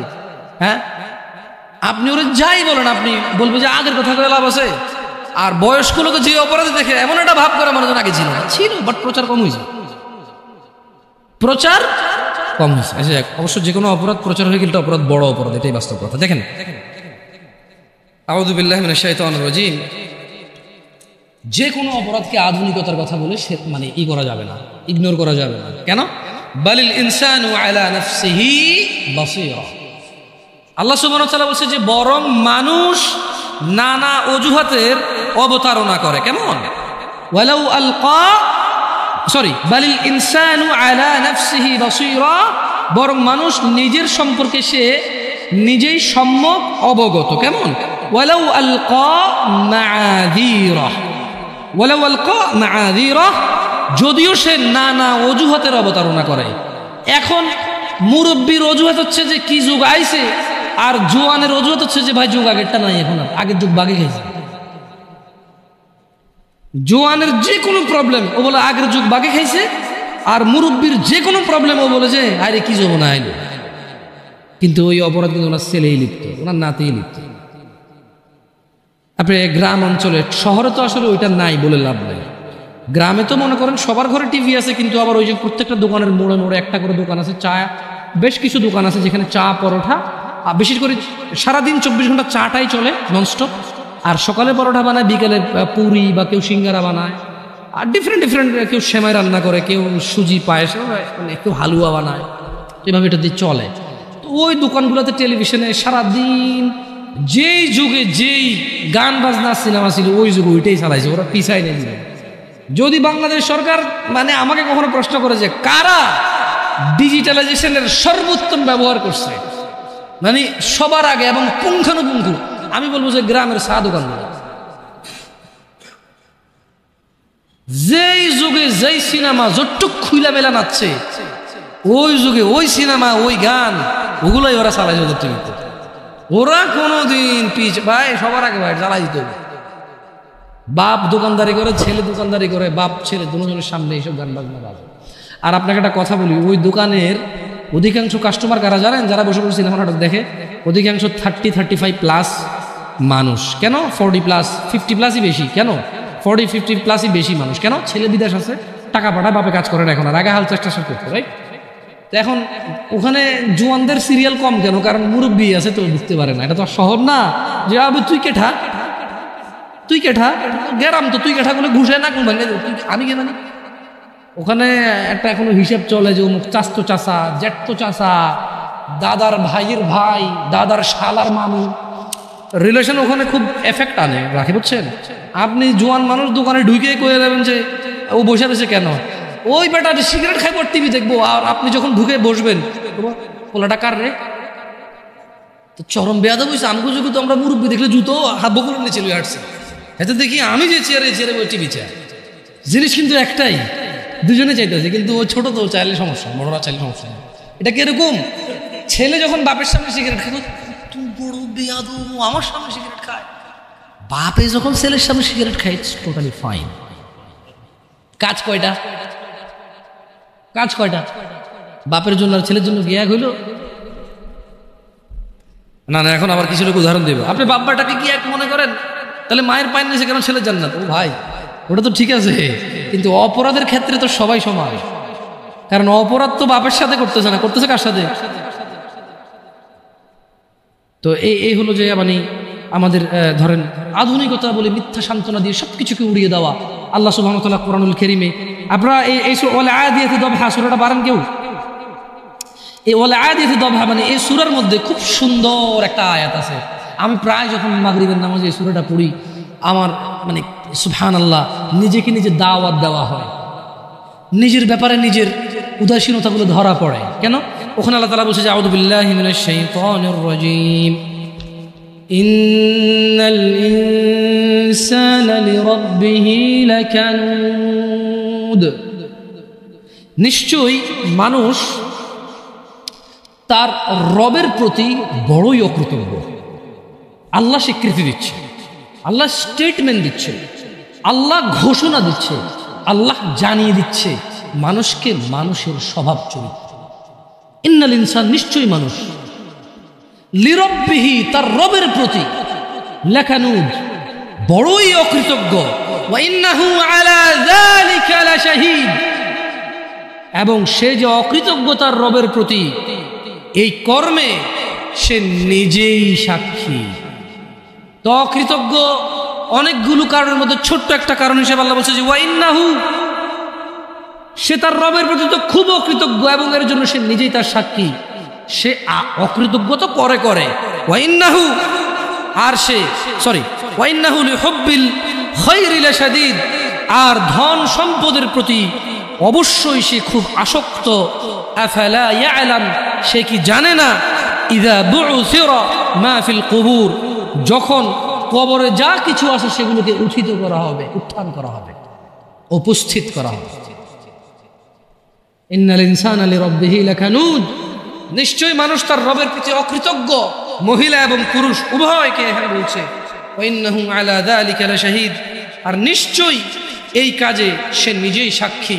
ওয়া ইন্নাহু লিহুব্বিল খায়রি লাশাদীদ, ধন সম্পদ জমিয়ে রাখতে সে খুবই আসক্ত। সে কি জানে না, আফালা ইয়ালাম, সে কি জানে না, ইযা বু'সিরা মা ফিল কুবুর, যখন কবরের ভিতরে যা আছে তা উত্থিত করা হবে। এটা কি সে জানে না? আমরা কি জানি না আমরা মরবো? বাট আমরা তো তখন জানি না। যখন আমরা ধন সম্পদে খুব আসক্ত হয়ে যাই, যখন আমরা ছেলে সন্তানে খুব আসক্ত হয়ে যাই, তখন তো আমরা এটা মাথায় রাখি। হারাম হালাল, আল্লাহ এবং মানুষের, আমার কাজ আর আল্লাহর কাজ, তখন তো আমরা ইম্পর্টেন্সটা দিতে পারি না। সত্য থেকে বিমুখ হওয়া অন্যতম একটি কারণ যুবকদেরকে বেখেয়ালি করে রেখেছে। আল্লাহ তাআলা কোরআনুল কারীমে বলছেন ওয়ামান আযলামু মিম্মান দুক্খিরা বিআয়াতি রাব্বিহ, আর তার চেয়ে অধিক জালেম কে হতে পারে, বিআয়াতি রাব্বিহ, যাকে তার রবের আয়াত সমূহ সম্পর্কে স্মরণ করিয়ে দেওয়া হয়েছে। ফাআরাদা আনহা ওয়া নাসিয়া মা কদ্দামাত ইয়াদাহ, অতঃপর সে তা থেকে মুখ ফিরিয়ে নিয়েছে, বিমুখ হয়েছে এবং সে ভুলে গিয়েছে। ইন্না জাআলনা আলা কুলুবিহিম আকিন্নাহ আন ইয়াফকাহুহু ওয়া ফি আযানিহিম ওয়াকরা ওয়া ইন তাদউহুম ইলাল হুদা ফালান ইয়াহতাদু ইযান আবাদা। আর তার চেয়ে অধিক জালেম কে হতে পারে, যাকে তার রবের আয়াত সমূহ সম্পর্কে স্মরণ করিয়ে দেওয়া হয়েছে, অতঃপর সে তা থেকে মুখ ফিরিয়ে নিয়েছে এবং সে ভুলে গিয়েছে, তার দু হাত পেশ করেছে। নিশ্চয়ই আমরা, আল্লাহ বলছেন, তাদের অন্তরের উপর আবরণ দিয়েছি যেন তারা কোরআন বুঝতে না পারে, এবং তাদের কোনো বধিরতাও, তাদের কানে বধিরতাও এঁটে দিয়েছি। আর আপনি ও মুহাম্মদ সাল্লাল্লাহু আলাইহি সাল্লাম তাদেরকে সৎ পথে ডাকলেও তারা কখনো সৎ পথে আসবে না। তার মানে যখন মানুষ জুলুম করে, জুলমের সর্বোচ্চ পর্যায়ে চলে যায়, তখন তার জন্য দুর্ভাগ্য, আল্লাহ তার হৃদয়কে আবরণ দিয়ে ঢেকে দেয়। খবরদার যুবক ভাইরা আমার, জানা ব্যভিচার, গান বাজনা, নেশা, এটাই তো তোমাদের মূল প্রবলেম এখন। আই ডোন্ট নো, আমি জানি না তোমাকে কিভাবে এটাকে রিমুভ করবো। ওয়াল্লাহি আমি কোনো মন্ত্র জানি না, আমি কোনো তন্ত্র জানি না। এই পৃথিবীতে কে এমন মন্ত্র জানে, তন্ত্র জানে, তাও আমি জানি না। আমার কাছে এমন কোনো ঔষধ নেই যেটা জাড়িবুটি বা আধুনিক মেডিকেল সায়েন্সের উন্নতির দ্বারা এমন কিছু আবিষ্কার করেছে যে বড়ি বা ট্যাবলেট তোমাকে আমি দিব বা সিরাপ দিব তোমাকে আমি, তুমি খাবা, জানা, নেশা, এগুলো থেকে তুমি মুক্ত হবা। আমার জানা নাই। তোমাকে একটাই জিনিস, বোন আমার, তোমার বয়স মাত্র 12, কেন তুমি কারো বিছানায় চলে যাচ্ছ? তুমি দেখো না তোমার বড় বোন প্রেম করেছে 3টা বিয়ে, কারো সাথে হয়নি। শিক্ষা নাও ওখান থেকে। বোন আমার, তুমি দেখো না তোমার বোনের কি প্রবলেম, তার স্বামীটা আরেক মহিলার সাথে সময় কাটায়, তাকে সময় দেয় না। তুমি যে আরেকজন পুরুষের সাথে সময় দিচ্ছ, ওরও তো স্ত্রী আছে। তোমার বোনের ফ্যামিলির প্রবলেম তো তুমি যার সাথে সময় দাও তারও ফ্যামিলির প্রবলেম। যুবক ভাই আমার, তোমার বোনকে নিয়ে আর পারছো না, তুমি তোমার মন চায় তোমার দুলাভাইকে মারতে, বাইন্দা পিটাইতে। কেন? সে তোমার বোনকে কষ্ট দেয়, পরকিয়া করে তোমার বোনের উপর সন্দেহ করে জুলুম করে। তুমিও তো কারো দুলাভাই, তুমিও তো আরেক মহিলার সাথে সময় কাটাও, তোমার বউকে সময় দাও না, জুলুম করো। তোমার শালারও তো মন চায়, তোমার সম্বন্ধী শ্বশুরও তো মন চায় জামাই বা দুলাভাইয়ের পিটাই ধরে কতক্ষণ। কেন এভাবে বিচার করো না যুবক? বোন আমার, তোমার বয়স মাত্র 14, মাত্র। তুমি এই বয়সে সিগারেট খাওয়া শুরু করে দিছ, আফসোস বোন আমার। আর তুমি তোমার এই নাজুক, মহামূল্যবান, ইজ্জতদার তোমার শরীরকে আল্লাহ কত মূল্যায়ন করছে। তুমি জাহান্নামে গেলে তোমার বাপ জাহান্নামে যাবে, ভাবা যায়? মানে তুমি তোমার বাপের কান, তুমি তোমার ভাইয়ের কান, তুমি তোমার স্বামীর কান, ওরা হলো মাথা। আচ্ছা, তুমি হলো মাথা, ওরা হলো কান। তুমি হলো মাথা, ওরা হলো কান। তোমাকে আল্লাহ কত মূল্য দিছে।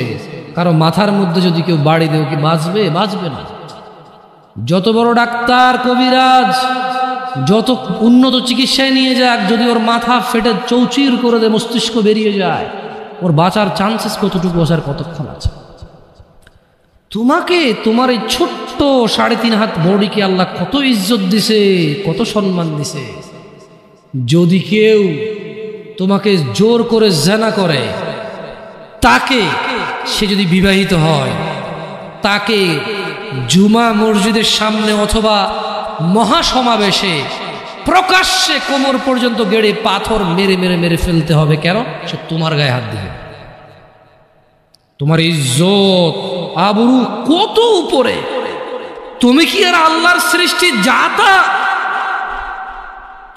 আল্লাহর সৃষ্টি বনি আদম, ওয়ালাকাদ কাররামনা বনি আদম। আল্লাহ সুবহানাহু ওয়া তাআলা বলছে যে আমি বনি আদমকে কারাম করেছি, ওদেরকে আমি সম্মানিত করেছি। ওই সম্মানিত সম্প্রদায়ের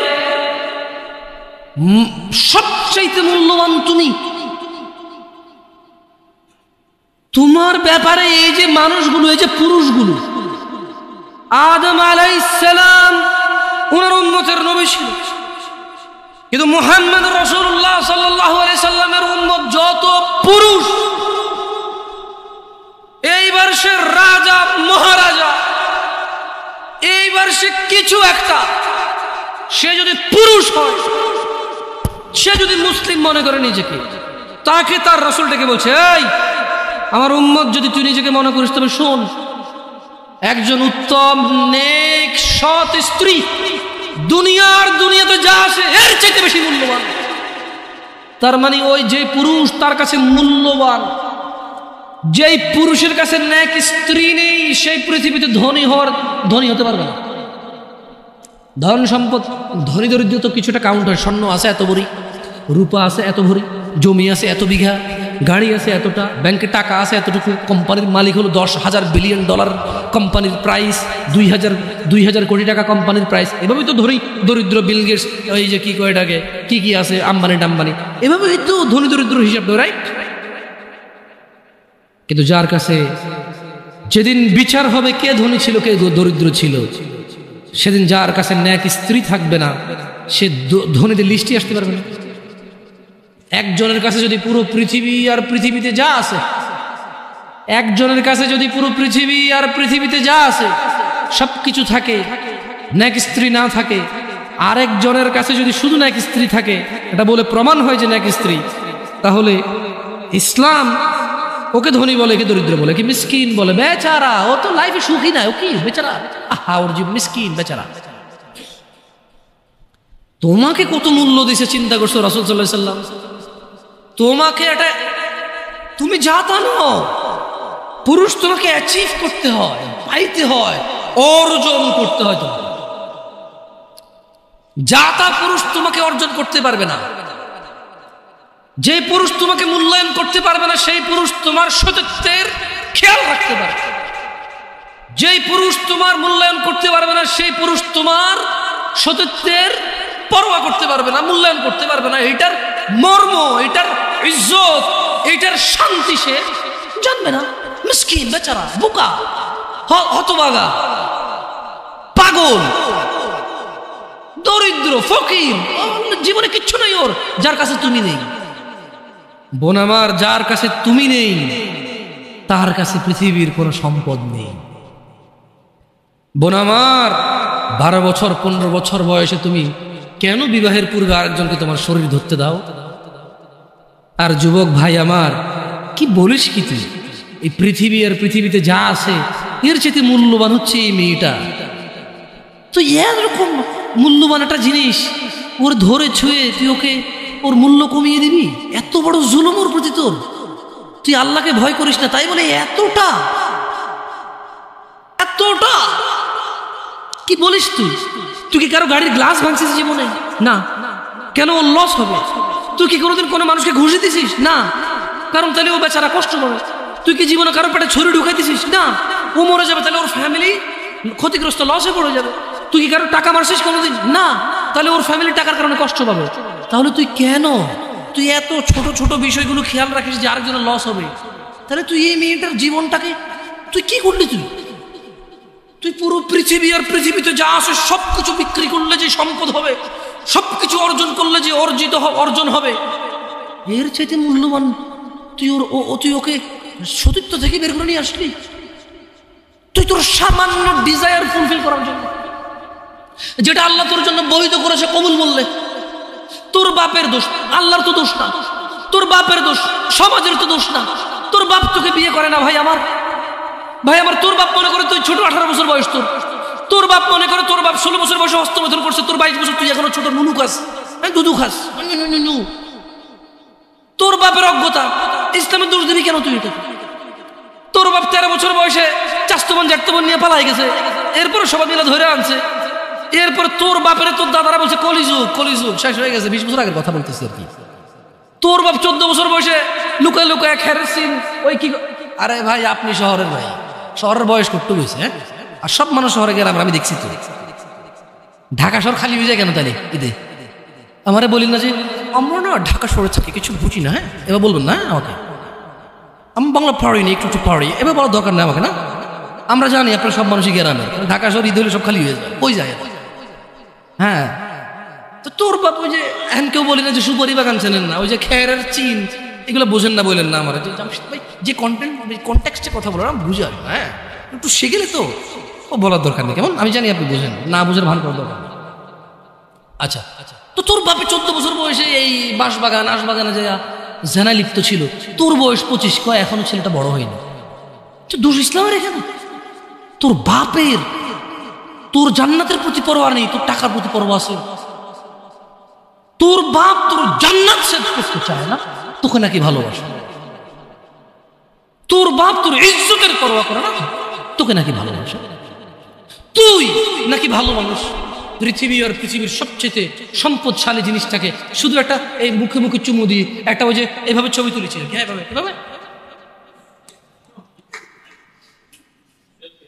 হ্যাঁ, এরপরে ফোল্ডার বানায়, ফোল্ডার লক করে রাখছে যাতে কেউ না জানে। এরপর ওই মায়ের বিয়ে ঠিক হয়ে গেলে ধমক দেয়, ছবি পাঠাবো একটা একটা। সামান্য ডিজায়ার যেটা তোর হালাল ভাবে আল্লাহ দিয়েছে, একটু সবর কর, একটু সবর কর। তুই ক্লাস 5-এ পড়তেছিস, 6-এর জন্য ওয়েট করতেছিস না? তুই ক্লাস 8-এ পড়িস ভাই আমার, ছোট পিচ্ছি সোনামণি ভাই আমার। তোকে আমি আমার মাথায় রাখি, তুই বলছিস রাগ করিস না। তুই বললে আমি না, অত তো সিনেমা নাটক দেখি না, তোরাই কস। তুই বললে আপন, তাই তোরা আপন করে বলতেছি। আবার কস না হুজুরের ব্যবহার খারাপ। উনি তুই করে কেন বল, উনি এভাবে কেন কথা বলেন, কি মনে করে? না, তোরাই ডায়লগ দিস। আসলে তুই বললে আপন মনে, আমি এই জন্য ভাই তোরা আমার কইছিস তুই বলে আপন, আমি তুই বলি। আমি তো সৌদি আরব বড় হয়েছি, আমি তো দেশে বড় হই নাই। আমি আসার পরে সব ডায়লগ দেখছি, আসলে আপন জনকে তুই বলে, হ্যাঁ তুই বললে আপন মনে হয়। আমি তোরা আপন মনে করি, কারণ 1450 বছর আগে আল্লাহ আমার কাছে তুই আমার ভাই। কত আপন তুই চিন্তা কর, তোরা তুই গুমরা কারে গুমরে ভাই আমার। তুই আমার আচরণে যাইস না, হ্যাঁ, তুই আমার কত পুরনো ভাই তুই জানিস। আমার মায়ের পেটের ভাইটা আমি যেদিন জন্ম হয়েছি বুঝতে পারছি, সেদিন আমাকে আমার বাপ মা আমার পরিবেশ বলছো আমার মায়ের পেটের ভাই। কিন্তু অ্যাজ এ মুসলিম তুই আমার ভাই 1450 বছর আগে এটা ঘোষণা হয়ে গেছে পৃথিবীতে। তোকে যদি আমি তুই না বলি, আদর করে না বলি, আপন না মনে করি, কাকে মনে করবো রে? তুই তো আমার তুই তো আমার আপন। এমন করিস না ভাই আমার, তোর বয়স সবে 14 বছর। একটু অপেক্ষা কর, একটু অপেক্ষা কর। তোর বাপ বিয়ে করেছে, তুই পৃথিবীতে আসছিস, তুই এমনি এমনি আসিস না। তুইও বিয়ে করবি, তুইও পৃথিবীর সমস্ত সুখ পাবি ইনশাআল্লাহ। তোর ছেলে সন্তান এমনি এমনি আসবে না, তুইও আল্লাহর দেওয়া নিয়ামত উপভোগ করবি এবং আল্লাহর প্রশংসা করবি। অপেক্ষা কর ভাই আমার, অপেক্ষা কর। খবরদার, বেখেয়ালি হওয়া যাবে না, বেখেয়ালি হওয়া যাবে না। আর নিজের সামান্য ডিজায়ারকে ফুলফিল করার জন্য পৃথিবীর সবচেয়ে দামি সম্পদটাকে সবচাইতে সস্তা নিকৃষ্ট করে দেওয়া যাবে না। কেমন? বিয়ের পূর্বে কোনো মেয়ের গায়ে হাত দিবি না ভাই আমার, খবরদার। বিয়ের পূর্বে কোনো মেয়ের সাথে কথা বলবি না, খবরদার। তোর যোগ্যতা নেই ওর সাথে কথা বলার। তুই কে রে? বামন হয়ে চাঁদের দিকে হাত বাড়াবি না। আমার বোনরা চাঁদ, ওয়াল্লাহি যেদিন ইসলামী শাসন আসবে, যেদিন ইমাম মেহেদী আসবে, যেদিন ঈসা আলাইহিস সালাম আবার আসবে, ওনার বন্ধের উপর যারা হাত দেবে উনি হাত কেটে ফেলবে। তুই বামন হয়ে চাঁদের দিকে হাত বাড়াস। আমার বোনরা চাঁদ, ইসলাম মেয়েদেরকে চাঁদ বলেছে আর তোকে বামন বলেছে। বেটা তুই বেটা ছেঁড়া খাতায় শুয়ে লাখ টাকার স্বপ্ন দেখিস, বিয়ের আগে মেয়ের গায়ে হাত দিস? তোর সাহস কত? তোর সাহস কত? তুই জানিস না মুহাম্মদ সাল্লাল্লাহু আলাইহি সাল্লাম বলছে নেক স্ত্রী দুনিয়াতে যা আছে ওর চেয়ে বেশি উত্তম। তুই কি করে ওর গায়ে হাত দিস বিয়ের আগে? তোর সেই যোগ্যতা আছে বল? তোকে আল্লাহ জাহান্নামে ফেলবে, তোকে আল্লাহ জ্বলন্ত আগুনে নিক্ষিপ্ত করবে, তোর শরীর পচবে, তোর শরীরের গন্ধে জাহান্নামীরা থাকতে পারবে না। তোকে এত নিকৃষ্ট নিকৃষ্ট কেন? কারণ তুই এত বড় জঘন্য কাজে লিপ্ত হয়েছিস। আমারে বুঝাস না মেয়েরা খারাপ, মেয়েরা খারাপ। আমি তো এত খারাপ দেখি না, তুই কোথায় তো খারাপ দেখিস? আমি তো দেখি তুই তুই বেটা টেনে পড়িস মাত্র, তোকে আমি ছোট করে দেখছি না বেটা। তুমি বের হও, ছবি পাঠাও, ছবি পাঠাও, নাহলে হাত কেটে ফেলবো আমি। দেখো আমি বিষের বোতল নিয়ে আসি, ছবি পাঠাও। তুই বেটা আমার বোনটাকে বেটা ফুসলে সুস বেটা ফাজিল। মেয়েরা খারাপ, মেয়েদের খারাপের কারণে দুনিয়া এসে তুই কে রে? তুই কি? তুই কি? মেয়েরা খারাপ? শোন, আমাদের গ্রামে প্রবাদ আছে, ধর্মীয় কথা না এটা। এখন যেটা বলছি এটা প্রবাদ, এটা ধর্মীয় কথা না। কোনো মেয়ের যদি একবার হাঁটুর উপরে কাপড় ওঠে আর নামে না বেটা। তুই উঠেছিস হাঁটুর উপরে কাপড়, ও উঠায়নি। হাঁটু পর্যন্ত তুই উঠেছিস আর এখন সে নামাচ্ছে না। তুই মনে করিস তুই বেঁচে গেছিস না? তুই মনে করিস তোর জিনাই জেনা না? না বেটা, ও তোর সাথে জেনা করেছে, এরপরে তোকে বাদ আরেকজনের সাথে করবে, আরেকজনের সাথে করবে। আর তুই সূচনা, তুই ওকে শিখাইছিস, এটা সবগুলো তোর উপরে আসবে বেটা। তুই নিজের ছোট পাপিষ্ট মনে করিস না? তুই মনে করিস কি হয়েছে, আমি তো একটা চুমাই নিছি, আমি তোকে বলছি ছবি তুলে পাঠাও, টয়লেটে যাও, ব্লাউজ খুলে ছবি তুলে পাঠাও, জামা খুলে ছবি তুলে যাও। বেটা ফাজিল, আল্লাহ তোকে হৃদায়েত দিকে আমিন। ভয় পা, ভয় পা, আল্লাহকে ভয় পা ছোট ভাই আমার। সবাই বুড়ো হয়ে মরে না, বহু মানুষ যৌবন্ত অবস্থায় মরে যায়। ছোট ভাই আমার, তোর ঘরেও বোন আছে, ভয় পা, আল্লাহকে ভয় পা। তুই এত বড় অপরাধে লিপ্ত হইস না। তুই মেয়েদের হাঁটু পর্যন্ত কাপড় তুলিস না, খবরদার, খবরদার, তুই এটা করিস না। তো মানুষ তো বেশি নাই, তারপর আলহামদুলিল্লাহ সবাইকে কবুল করুন, যেহেতু ঘরোয়া পরিবেশে। বলেন তো কোনো মেয়ে, আপনার বয়স তখন 16 বছর ছিল আর কি, আচ্ছা যান, কোনো একটা 14 থেকে 18 বছরের মেয়ে আপনাকে বলছে চলো আমরা একসাথে থাকি, বলেন 1 লাখ একটা পাবি না, 1 লাখ। আমি বলে দিচ্ছি, চ্যালেঞ্জ হলে আসিও, তুমি প্রমাণ করে দিয়ে যাও। মেয়ে কি বলো, মেয়েরা প্রেম হারাম ইসলামে, ইসলামী বিয়ের পূর্বে সম্পর্কই হারাম। কিন্তু এর মধ্যেও কোনো মেয়ে ছেলেকে বলে না কিস করো, আমাকে একটা তোমার লুঙ্গি খুলে ছবি পাঠাও, বলে না। প্রত্যেকটা ছেলে বলে, প্রত্যেকটা ছেলে বলে, এভরি সিঙ্গেল ছেলে বলে।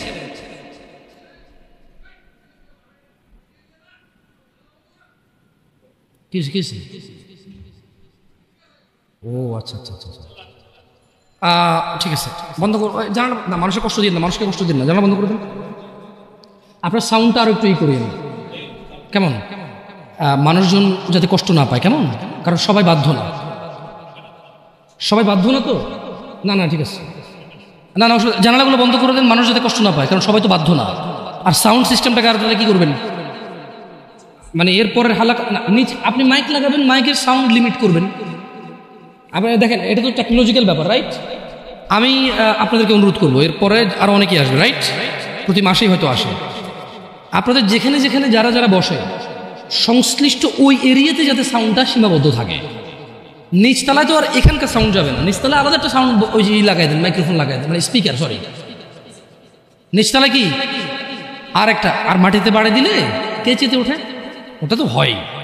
যাই হোক, তো তোমরা এই অন্যায়টা করবা না।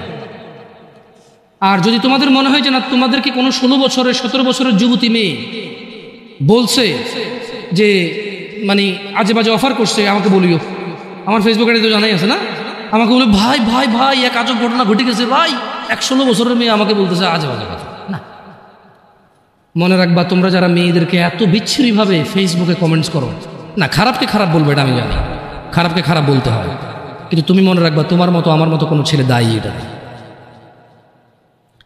কারণ আমার মনে হয় না কেউ প্রুফ করতে পারবে যে কোনো বিবাহ হয় নাই এমন মহিলা ছেলেদেরকে আজে বাজে প্রস্তাব দিবে, আমার মনে হয় না।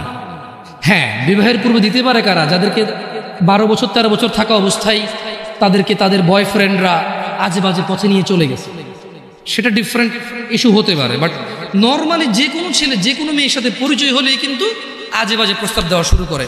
আল্লাহ আমাদেরকে বোঝার তৌফিক দান করুন। আর যুবক ভাইরা আমার, মনের দাসত্ব করা যাবে না। আল্লাহ সুবহানাহু ওয়া তাআলা কোরআনুল কারীমে বলছেন, ওয়ামা উবাররিউ নাফসি, সূরা মানে ইউসুফ আলাইহিস সালামের এই ঘটনাটা আমাদের জন্য খুবই প্রয়োজনীয়। কেন? এখানে আল্লাহ সুবহানাহু ওয়া তাআলা সূরা ইউসুফের মধ্যে ইউসুফ আলাইহিস সালামের একটা তথ্য তুলে দিয়েছেন আমাদেরকে। কি? ওয়ামা উবাররিউ নাফসি, ইউসুফ আলাইহিস সালাম বললেন আর আমি নিজেকে নির্দোষ মনে করি না। ইউসুফ আলাইহিস সালাম কি বললেন? কি বলছে? ওয়ামা উবাররিউ নাফসি, আর আমি নিজেকে নির্দোষ মনে করি না। ইন্নান নাফসা লাআম্মারাতুন বিসসুই ইল্লা মা রাহিমা রাব্বি ইন্না রাব্বি গফুরুর রহিম। তিনি বলছেন যে আমি ইউসুফ আলাইহিস সালাম নিজেকে নির্দোষ মনে করি না। কেননা নিশ্চয় মানুষের নফস খারাপ কাজের নির্দেশ দিয়েই থাকে। তিনি কেন নিজেকে নির্দোষ মনে করে না? তিনি বলছে কারণ মানুষের যে নফস, যে সেলফ আছে, এটা খারাপ কাজের নির্দেশ দিতেই থাকে। কিন্তু সে নয় ইল্লা মা রাহিমা রাব্বি, কিন্তু সে নয় যাকে আমার রব দয়া করেন। তার মানে এই পৃথিবীতে ইউসুফ আলাইহিস সালাম বলতে চাচ্ছেন যে আমি নিজেকে নির্দোষ মনে করি না, তবে ওই লোকটা যাকে আমার রব দয়া করছে, নিশ্চয়ই আমার রব অতীব ক্ষমাশীল। তার মানে যদি আমরা আমাদের হৃদয়কে মানে যদি আমরা চাই যে আমাদের হৃদয় আমাদেরকে জানার দিকে না ডাকুক, নেশার দিকে না ডাকুক, ব্যভিচারের দিকে না ডাকুক, জুলুম অত্যাচার সুদ ঘুষের দিকে না ডাকুক, যদি এটা আমি চাই, তাহলে আমি আমার রবের দয়া প্রত্যাশী হতে হবে এবং নিজেকে এমন কর্মব্যস্ততায় রাখতে হবে যেই কর্মফলে রব আমার উপর সন্তুষ্ট হয়ে আমাকে দয়া করবে এবং সেই দয়ার বদৌলতে আমার হৃদয় বা আমার নফস আমাকে খারাপ কাজের আদেশ দিতেই থাকবে না। আল্লাহ তাআলা কোরআনুল কারীমে আরো বলছেন, ওয়া নাফসিন ওয়া মা সাওয়াহা, শপথ নফসের এবং যিনি তা সুবিন্যস্ত করেছেন তার, ফাআলহামাহা ফুজুরাহা ওয়া তাকওয়াহা, তারপর তাকে তার সৎ কাজের এবং তার অসৎ কাজের জ্ঞান দান করেছেন। একটা জিনিস খেয়াল করে দেখেন, আল্লাহ সুবহানাহু ওয়া তাআলা কি বলছেন? ওয়া নাফসিন ওয়া মা সাওয়াহা, আল্লাহ কসম করতেছে যে শপথ নফসের, মানে যে আমাদের সেলফ ভিতরে যে আমাদের সেলফটা আছে, নফস আছে, বাংলা কি কয় এটাকে? না, নফসের বাংলা হচ্ছে কি আত্মা, না আত্মা না মনে হয়। খের, নফস তো বুঝছেন আপনারা, কঠিন বাংলাটা জানতে হবে কারো থেকে ভালো, যারা ভালো বাংলা গ্রামার বোঝে। তো আল্লাহ তাআলা বলছেন যে শপথ নফসের, কারণ নফস হচ্ছে কি যে জিনিসটা আমার মানে ব্যক্তি সত্তা আর কি, যেটা খুব অপরাধ প্রবণ হয় আর কি ব্যক্তিগতভাবেই। তো তিনি বলছেন যে ফাআলহামাহা ফুজুরাহা ওয়া তাকওয়াহা, শপথ ওই নফসের যেই নফসকে আল্লাহ তাআলা সৎ কাজ এবং অসৎ কাজের জ্ঞান দিয়েছেন।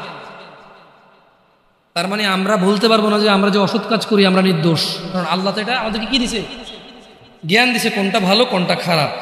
কদ আফলাহা মান যাক্কাহা, সুতরাং সেই সফল কাম হয়েছে যে নিজেকে পবিত্র করেছে। ওয়া কদ খাবা মান দাসসাহা, আর সেই ব্যর্থ হয়েছে যে নিজেকে কুলুষিত করেছে।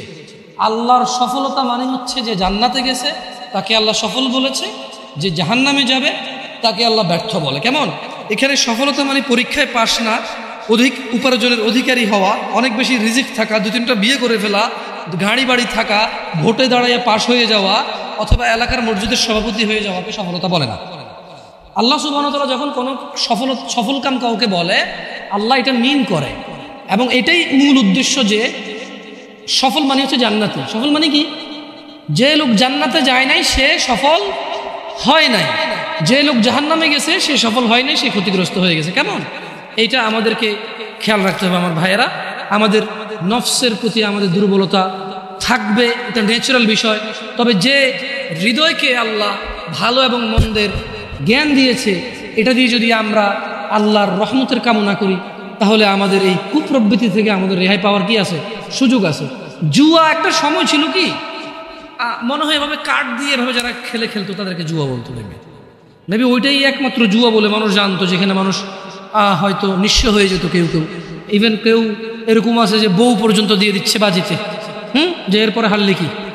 আসলে বিবেক বুদ্ধি বিকৃত হয়ে যায়। তো আপনি এখন বলতে পারেন যে জামশেদ ভাই কি বলেন, কোনো মানুষ কি তার বউকে আরেকজনকে দিয়ে দিবে জুয়া খেলে? এরকম নিচে নামবে? তো আরেকজনের বউকে, লোক নিজের বউকে জুয়া খেলতে দিচ্ছে। কত মানুষ, কত বাপ মা আছে জানে মেয়ে এখানে চাকরিতে গেলে, ওখানে গেলে, এখানে গেলে মেয়ে হয়তো অবৈধ কর্মে, মেয়ের অনিচ্ছা সত্ত্বেও হয়তো ট্র্যাপে চলে আসতে পারে, হয়তো মেয়ে ওই রকম সিচুয়েশনে পড়ে যেতে পারে যে সে তার মানে যে তার ইজ্জত আব্রু রক্ষা করতে পারবে না। তারপরে তো বাপ মা এগ্রি করতেছে। আপনি স্বামীর কথা কেন বলতেছেন? সে জুয়া খেলে দিয়েছে এই জন্য না। অনেক ক্ষেত্রে অনেক বাপ মা মনে করে যে ওকে উন্নতি করতে হলে অনেক কিছু করা লাগে, এটা বলে। আবার হয়তো বাপ মা তো মনে এরকম আসে না, হয়তো নিজের ছেলে সন্তান তো পিওর মনে করে সবসময়। কেমন? মানে ছোটবেলা থেকে, একদম ছোট থেকে পালে না, ইনোসেন্ট থাকে তো। আর আসলে বাপ মা তো ছেলে সন্তানের খারাপ যে জানাবে বিচারের বিষয়টা তো আসলে বুঝায় স্বাভাবিক। এটাই তো আল্লাহর দয়া যে বাবা মা ভাই বোন সম্পর্কটা তো পবিত্র রেখেছে আল্লাহ সুবহানাল্লাহ। সো যুবকদের বেশি এত ছক্কা লুডু কয়দিন আগে ছিল, ছক্কা লুডু। কেমন? এটা আমি বলছি যে কি এটাকে জুয়া বলে আর কি, এটা তো জুয়া। কিন্তু প্রবলেম হচ্ছে এখন ইউটিউবে ওয়াজ দেখতে গেলেও জুয়ার অ্যাড আসে। মানে একটা সময় জুয়া খেলতো মানুষ, ফসলি জমিন কেটে ফেলছে মধ্যখানে গিয়ে, হ্যাঁ, একটা কারো পরিত্যক্ত বাড়ি, প্রচুর গাছপালা, ভিড়, কবরস্থান, ওটার ভিতরে ঢুকে কার্ড খেলতো। হ্যাঁ, অথবা কারো বউ আজকে বাসা নেই, বলছে দোস্ত চলে আসো আমার এখানে হবে। আরো বড় লোকেরা বাগান বাড়ি বানাই ফেলছে জুয়া খেলার জন্য, নেশা করার জন্য। কিন্তু এখন প্রবলেম হচ্ছে এটা পাবলিসিটি হচ্ছে যে খেলো আসো। আচ্ছা, এটা হবেই বা না কেন? এখানে অনেকে ক্রিকেট প্রেমী থাকতে পারে, এটা আপনার ব্যাপার। আমি ক্রিকেট সম্পর্কে খুব বেশি বুঝি না, এই জন্য ভালো মন্দ বলতে পারবো না। তবে এতটুকু বলবো, কোয়েশ্চেন করবো আর কি। ক্রিকেট তো এখন অনেকে পেশা হিসেবে নিয়েছে, রাইট? তো প্রতি বছর সার্কুলেশন দিয়ে বাংলাদেশ জাতীয় দলে কতজন খেলোয়াড় নেওয়া হয়?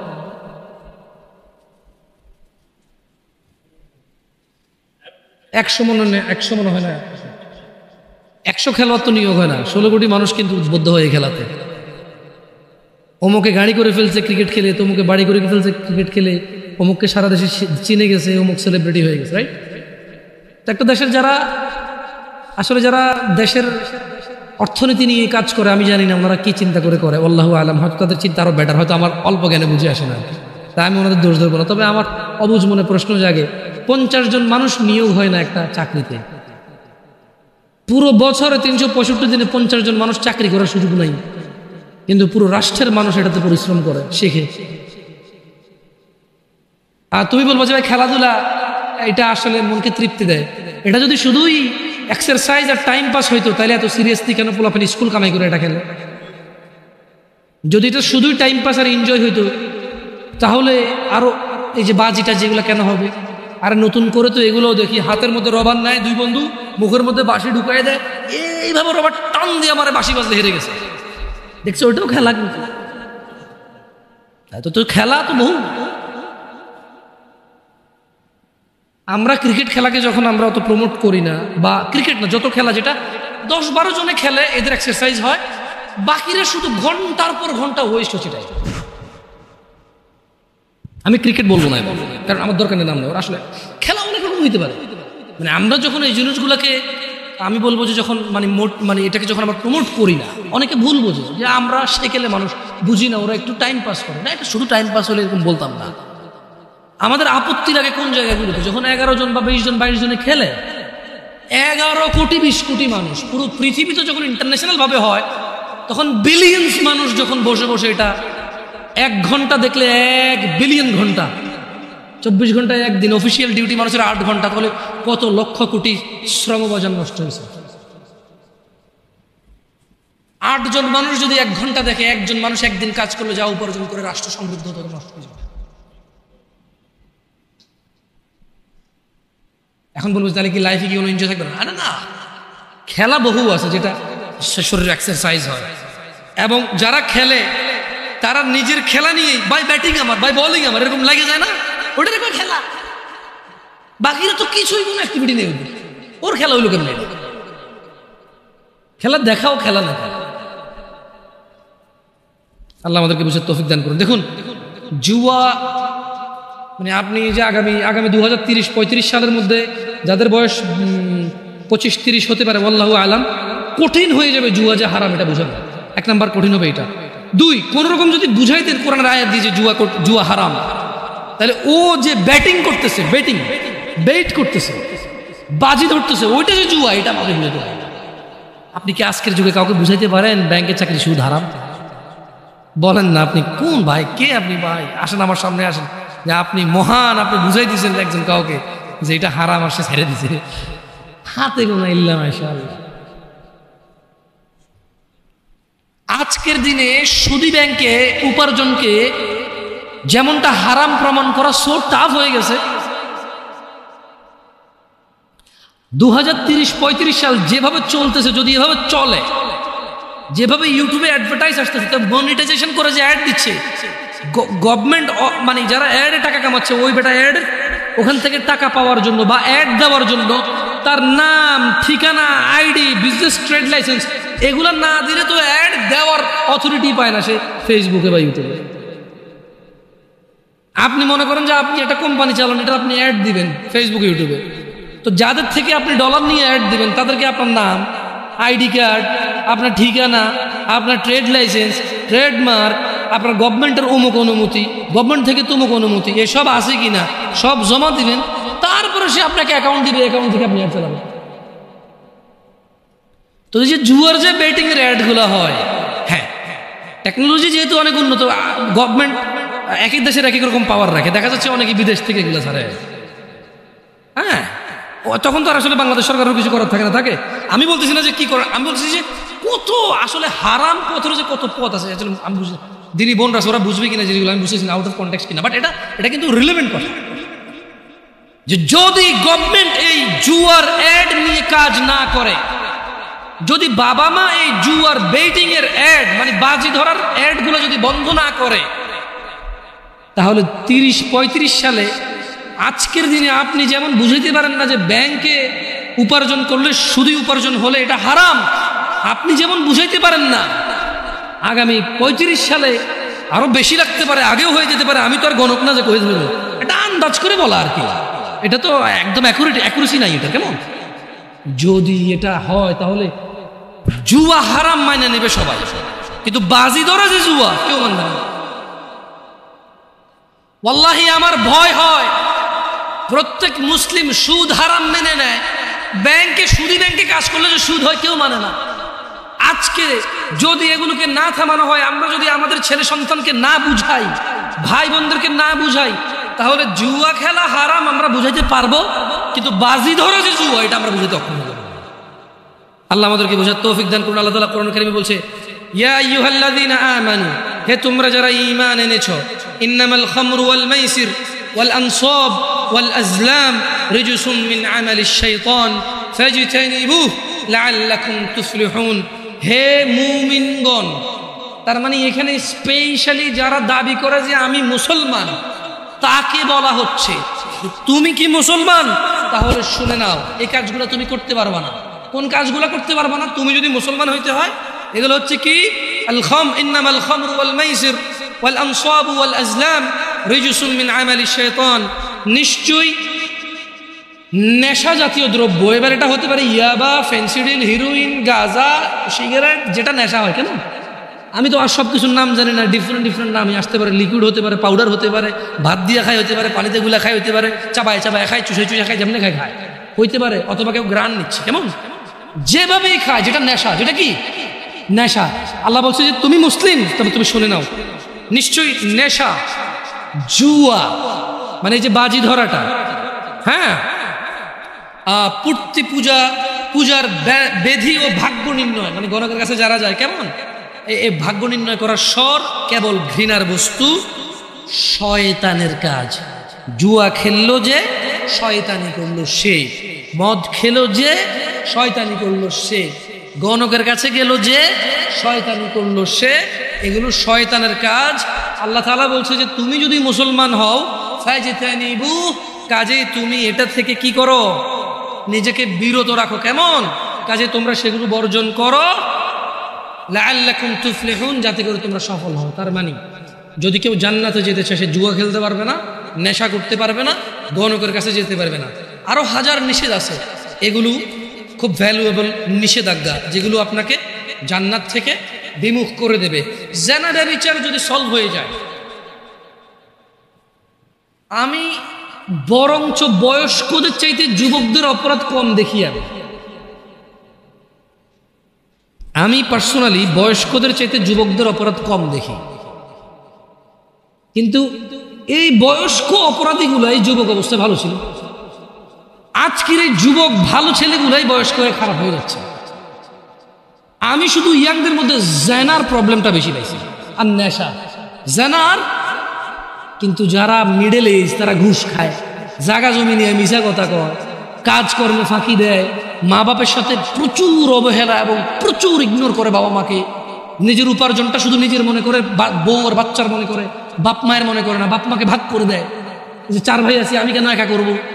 তোমার মেয়ে শহরের ওই ফ্ল্যাট পাইছে, আমি কি একা পাইছি? এটা আমি যুবকদের চাইতে মিড এজ এবং বড় এজের পুরুষদের অপরাধ বেশি দেখি। ওয়াল্লাহি, আমার যুবক ভাই এবং যুবক বোন, এরা যদি নিজেকে জিনা থেকে সরাই নিয়ে আসতে পারে, সুবহানাল্লাহ সুবহানাল্লাহ, ওরা পৃথিবীর উন্নত চরিত্রের অধিকারী হতে পারবে। কারণ ওরা এখনো ঘুষ খাওয়ার সুযোগ আসে নাই, খায় না। যে নিজেকে জিনা থেকে বাঁচাবে, সে ঘুষ থেকেও বাঁচাবে। সিম্পল কথা না? দেখো যুবক ভাইরা আমার, আমাদের রব বলেছেন মুহাম্মদ সাল্লাল্লাহু আলাইহি ওয়াসাল্লামকে, কুল, হে নবী বলে দিন, ইন্নামা হাররামা রাব্বিয়াল ফাওয়াহিশ, নিশ্চয়ই আমার রব হারাম করেছে অশ্লীলতাকে, মা যাহারা মিনহা ওয়া মা বাতন, যা প্রকাশ্যে এবং গোপনীয়তায়। মানে যেটা তুমি ফেসবুকে প্রেমিকার ছবি ছেড়ে দাও, বা যেই মেয়ে নিজেই নিজের ছবি ছেড়ে দেয়, বা যেই ছেলে তার মা বা বউয়ের ছবি ছেড়ে দেয়, মানে এইগুলো প্রকাশ্য অপরাধ। যে কোনো কর্নারের দোকানে তালতলা, আমতলা, জামতলাতে গিয়ে একদম জনসম্মুখে বসে বসে সিনেমা নাটক দেখে, ওটা হচ্ছে প্রকাশ্য অপরাধ, প্রকাশ্য অশ্লীলতা। যে বসে বসে নিজে মোবাইলে দেখে, এটা হচ্ছে গোপনে অপরাধ, গোপনে অশ্লীলতা। তো আল্লাহ তাআলা বলছেন যে হে নবী, আপনি বলে দিন, নিশ্চয়ই আমার রব নিষেধ করেছেন এমন অশ্লীলতাকে যেটা প্রকাশ্যে এবং যেটা অপ্রকাশ্যে বা গোপনে। ওয়া আন তাকুলু আলাল্লাহি মা লা তা'লামুন, আর তিনি নিষেধ করেছেন, হারাম করেছেন আল্লাহ সম্বন্ধে এমন কিছু বলা যেটা সম্পর্কে তোমার কোনো কি নেই, ধারণা নেই। দেখুন যুবক ভাই ও বোনরা আমার, আন আবি হুরায়রা রাদিয়াল্লাহু আনহু قال قال النبي صلى الله عليه وسلم لا يزني الزاني حين يزني وهو مؤمن, নিশ্চয়ই কোন জিনাকারী যখন জিনা করে, জিনা অবস্থায় তার ঈমান থাকে না, সে বেঈমান থাকে তখন। ওয়ালা ইয়াশরাবুল খামরা হিনা ইয়াশরাবু ওয়া হুয়া মুমিন, এবং কোন নেশাগ্রস্ত ব্যক্তি যখন সে নেশা করে, তখন সে মুমিন অবস্থায় থাকে না। কেমন এই জিনিসটা আমাদের খুবই খুবই গুরুত্ব দিয়ে ভাবতে হবে। যখন কেউ জিনা করে, মুহাম্মদ সাল্লাল্লাহু আলাইহি ওয়াসাল্লাম বলছেন যে তখন তার ঈমান থাকে না। যখন কেউ নেশা করে, গাঁজা টানে, গাঁজা, হ্যাঁ, যখন কেউ গাঁজা টানে, যখন কেউ মদ পান করে, তখন তার ঈমান তার সঙ্গে থাকে না। এইটা খুবই বিপজ্জনক সিচুয়েশন। ওই অবস্থায় যদি কেউ মারা যায়, তাহলে সে একেবারে সোজা ঈমান ছাড়া মরে গেল। আর যে ঈমান ছাড়া মরে গেল, তার হিসাব ছাড়া জাহান্নাম হয়ে যাবে। যে ঈমান ছাড়া মরে গেল তার হিসাব ছাড়া জাহান্নাম হয়ে যাবে। যে ঈমান নিয়ে মরল তার হিসেব হয়ে ফয়সালা হবে। যে ঈমান ছাড়া মরে গেল বা ঈমানের হিসাবে একটাই, সে জাহান্নামী। যে আল্লাহ এবং তার রাসূলের প্রতি ঈমান রাখে না, আখিরাতের প্রতি ঈমান রাখে না, যে বেঈমানি করে আল্লাহর সাথে, তার বিধান হচ্ছে সে চিরস্থায়ী জাহান্নামী হয়। কেমন? এটা খুব ইম্পর্টেন্ট এই হাদিসটার ব্যাপারটা। ওয়ালা ইয়াসরিকু হিনা ইয়াসরিকু ওয়া হুয়া মুমিন। কোন চোর চুরি করা অবস্থায় ঈমানদার থাকে না। ঘুষখোর যখন ঘুষ নেয় তার ঈমান চলে যায়। ঘুষখোর যখন ঘুষ নেয় তখন তার ঈমান থাকে না। কাউকে বাধ্য করে কারো ট্রাক থেকে মাল নামায় ফেলে, যে ট্রাকের ড্রাইভার যখন 13 লিটার তেল 2 লিটার বের করে চুরি করে 11 লিটারের স্লিপকে যখন 13 লিটার লেখে, তখন তার ঈমানটা চলে যায়। ওই অবস্থায় সে মুমিন থাকে না। যখন কোনো কর্মজীবী মানুষকে বলেছে তুমি এই কাজটা করবা, সে কাজ করে, বিশ্রামের প্রয়োজনে বিশ্রাম করে, কিন্তু সে কাজ করে, বিশ্রাম করে। আন আয়েশা রাদিয়াল্লাহু তাআলা আনহা قال, আয়েশা রাদিয়াল্লাহু তাআলা আনহা থেকে বর্ণিত, তিনি বলেন আন্না রাসূলুল্লাহ সাল্লাল্লাহু আলাইহি ওয়াসাল্লাম, আল্লাহর নবী সাল্লাল্লাহু আলাইহি সাল্লাম قال, তিনি বলেছেন, ইয়া উম্মাতা মুহাম্মদ, হে উম্মতে মুহাম্মদ, মা আহাদুন আগিয়ারা মিনাল্লাহ, হে মুহাম্মদ সাল্লাল্লাহু আলাইহি সাল্লামের উম্মত নারী এবং পুরুষরা, তোমাদের মধ্যে কেউ আল্লাহর চাইতে বেশি আত্মমর্যাদা বোধ রাখো না। ও উম্মতে মুহাম্মদরা, ও মুহাম্মদ সাল্লাল্লাহু আলাইহি সাল্লামের যুবক উম্মত, বৃদ্ধ উম্মত, নর এবং নারী উম্মত, তোমরা যারা মনে করো তোমরা উম্মতে মুহাম্মদ, তোমরা যারা মনে করো আখিরাতে তিনি তোমাদেরকে সুপারিশ করুন, তিনি বলছেন মা আহাদুন আগিয়ারা মিনাল্লাহ, এ পুরো পৃথিবীর যত মানুষ আছে এদের কেউ আল্লাহর মতো মর্যাদা রাখে না। আল্লাহ এর চেয়ে অনেক বেশি আত্মমর্যাদা বোধ রাখেন। আইয়ারা আবদাহু আও আমাতাহু তাজনি, আর এই মর্যাদাবান আল্লাহ সুবহানাহু ওয়া তাআলা তিনি এটা দেখতে চায় না ওনার কোনো বান্দা এবং বান্দি জিনা করতেছে, এটা আল্লাহ দেখতে চায়। সো জিনা করার পূর্বে তুমি এটা ভেবে নিও, ইয়া উম্মাতা মুহাম্মদ, হে মুহাম্মদ সাল্লাল্লাহু আলাইহি সাল্লামের উম্মতরা, লাউ তা'লামুন, যদি তোমরা জানতে, মা আ'লাম, যা আমি জানি, লাদহিকতুম কলিলা, তবে তোমরা অল্পই হাসতে, ওয়ালা বাকাইতুম কাসীরা, তোমরা অনেক বেশি বেশি কাঁদতে। আসলে বিটিএস এবং ট্রান্সজেন্ডার খুব ইস্যু। বিটিএসটা নিয়ে অনেকেই জানে না, আর আমরাও এত বেশি এটা নিয়ে মাথা ঘামাইছি, কিন্তু এতটা ঘামানো মনে করি না যে প্রবলেম হবে, কারণ এটা বাংলাদেশিরা কখনো অ্যাকসেপ্ট করবে না। কেমন? কারণ এটা ছেলে মেয়ের মতো সাইজা আছে। একটা ছেলে কাপড় পরছে বা লিপস্টিক দিছে, এইটা একটা বিকৃত মন মানসিকতার কাজ। কেমন? মানে সে হলো পুরুষ, সে মেয়ে সাজতে চায়, এটা এক ধরনের মন মানসিকতা। কিন্তু ট্রান্সজেন্ডার যেটাকে বলতেছে, এটা ফার ডেঞ্জারাস। মানে একটা ছেলে লিপস্টিক দিছে, আপনি পানি ধুইছেন, চলে গেছে, রাইট? তাহলে তার কাম ব্যাক করার সুযোগটা খুব সহজ। একটা ছেলে এখানে খোপা বাঁধছে, এভাবে টান দিয়ে বেনিটা বাইর করছে, খোপাটা খুলে গেছে, চুলটা কেটে ফেলছে, কাম ব্যাক হওয়া সহজ। একটা ছেলে শাড়ি পরছে, শাড়িটা খুলে পাঞ্জাবি জামা পরলো, কাম ব্যাক হওয়া সহজ। কিন্তু ট্রান্সজেন্ডার যেটা, এটা সো হার্ড, যে পথভ্রষ্ট হয়ে এটাতে রূপান্তরিত হবে তার নিজের জন্যই ফিরে আসাটা কঠিন হয়ে দাঁড়াবে। কিভাবে? সে অপারেশন করে তার পুল্লিঙ্গ ফেলে দিবে বা কিছু একটা করবে, আল্লাহ ভালো জানে ডাক্তার কি অপারেশন করে, সে স্ত্রীলিঙ্গ বানিয়ে ফেলবে।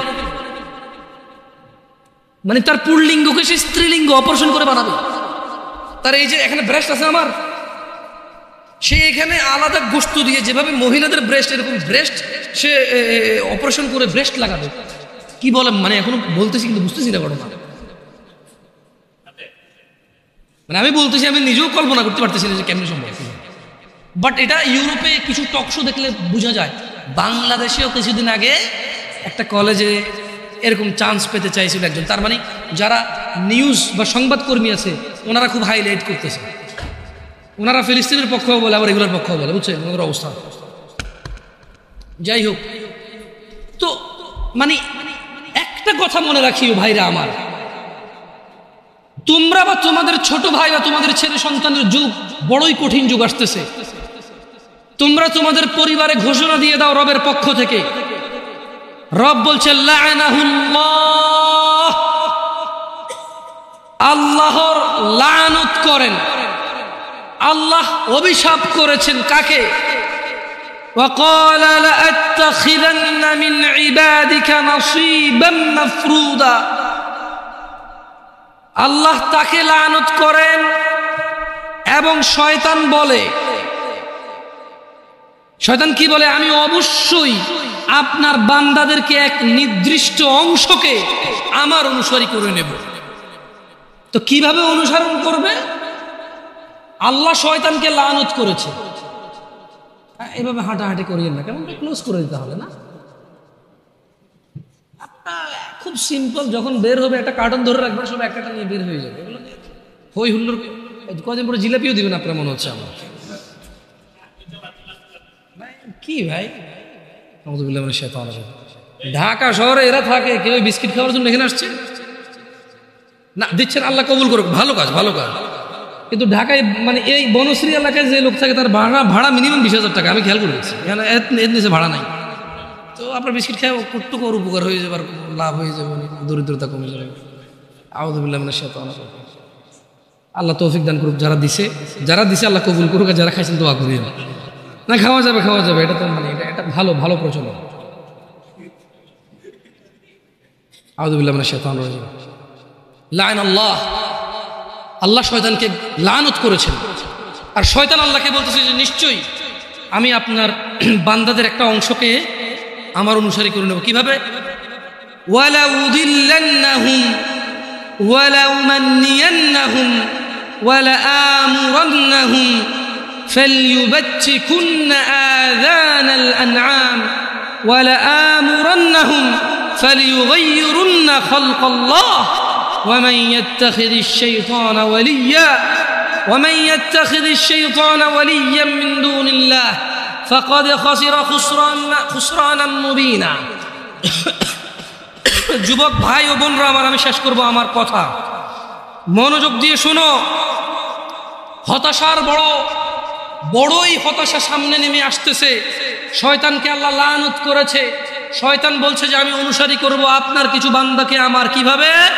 আমি তাদের পথ ভ্রষ্ট করব, অবশ্যই তাদের হৃদয়ে আমি মিথ্যা ভাষণা সৃষ্টি করব। আমি তাদের হৃদয়ে মিথ্যা বাসনা সৃষ্টি করব এবং আমি তাদেরকে নির্দেশ দেব। শয়তান বলছে আমি আপনার বান্দাদেরকে নির্দেশ দেব কি? ফলে তারা পশুর কান ছিদ্র করবে। আমি ওদেরকে ফুসলাবো, ছিদ্র করে যে কান ফোড়াই দে পশুর, তারা আমাকে অনুসরণ করে পশুর কান ছিদ্র করবে। আর আমি অবশ্যই তাদেরকে নির্দেশ দেব, ফলে তারা আল্লাহর সৃষ্টি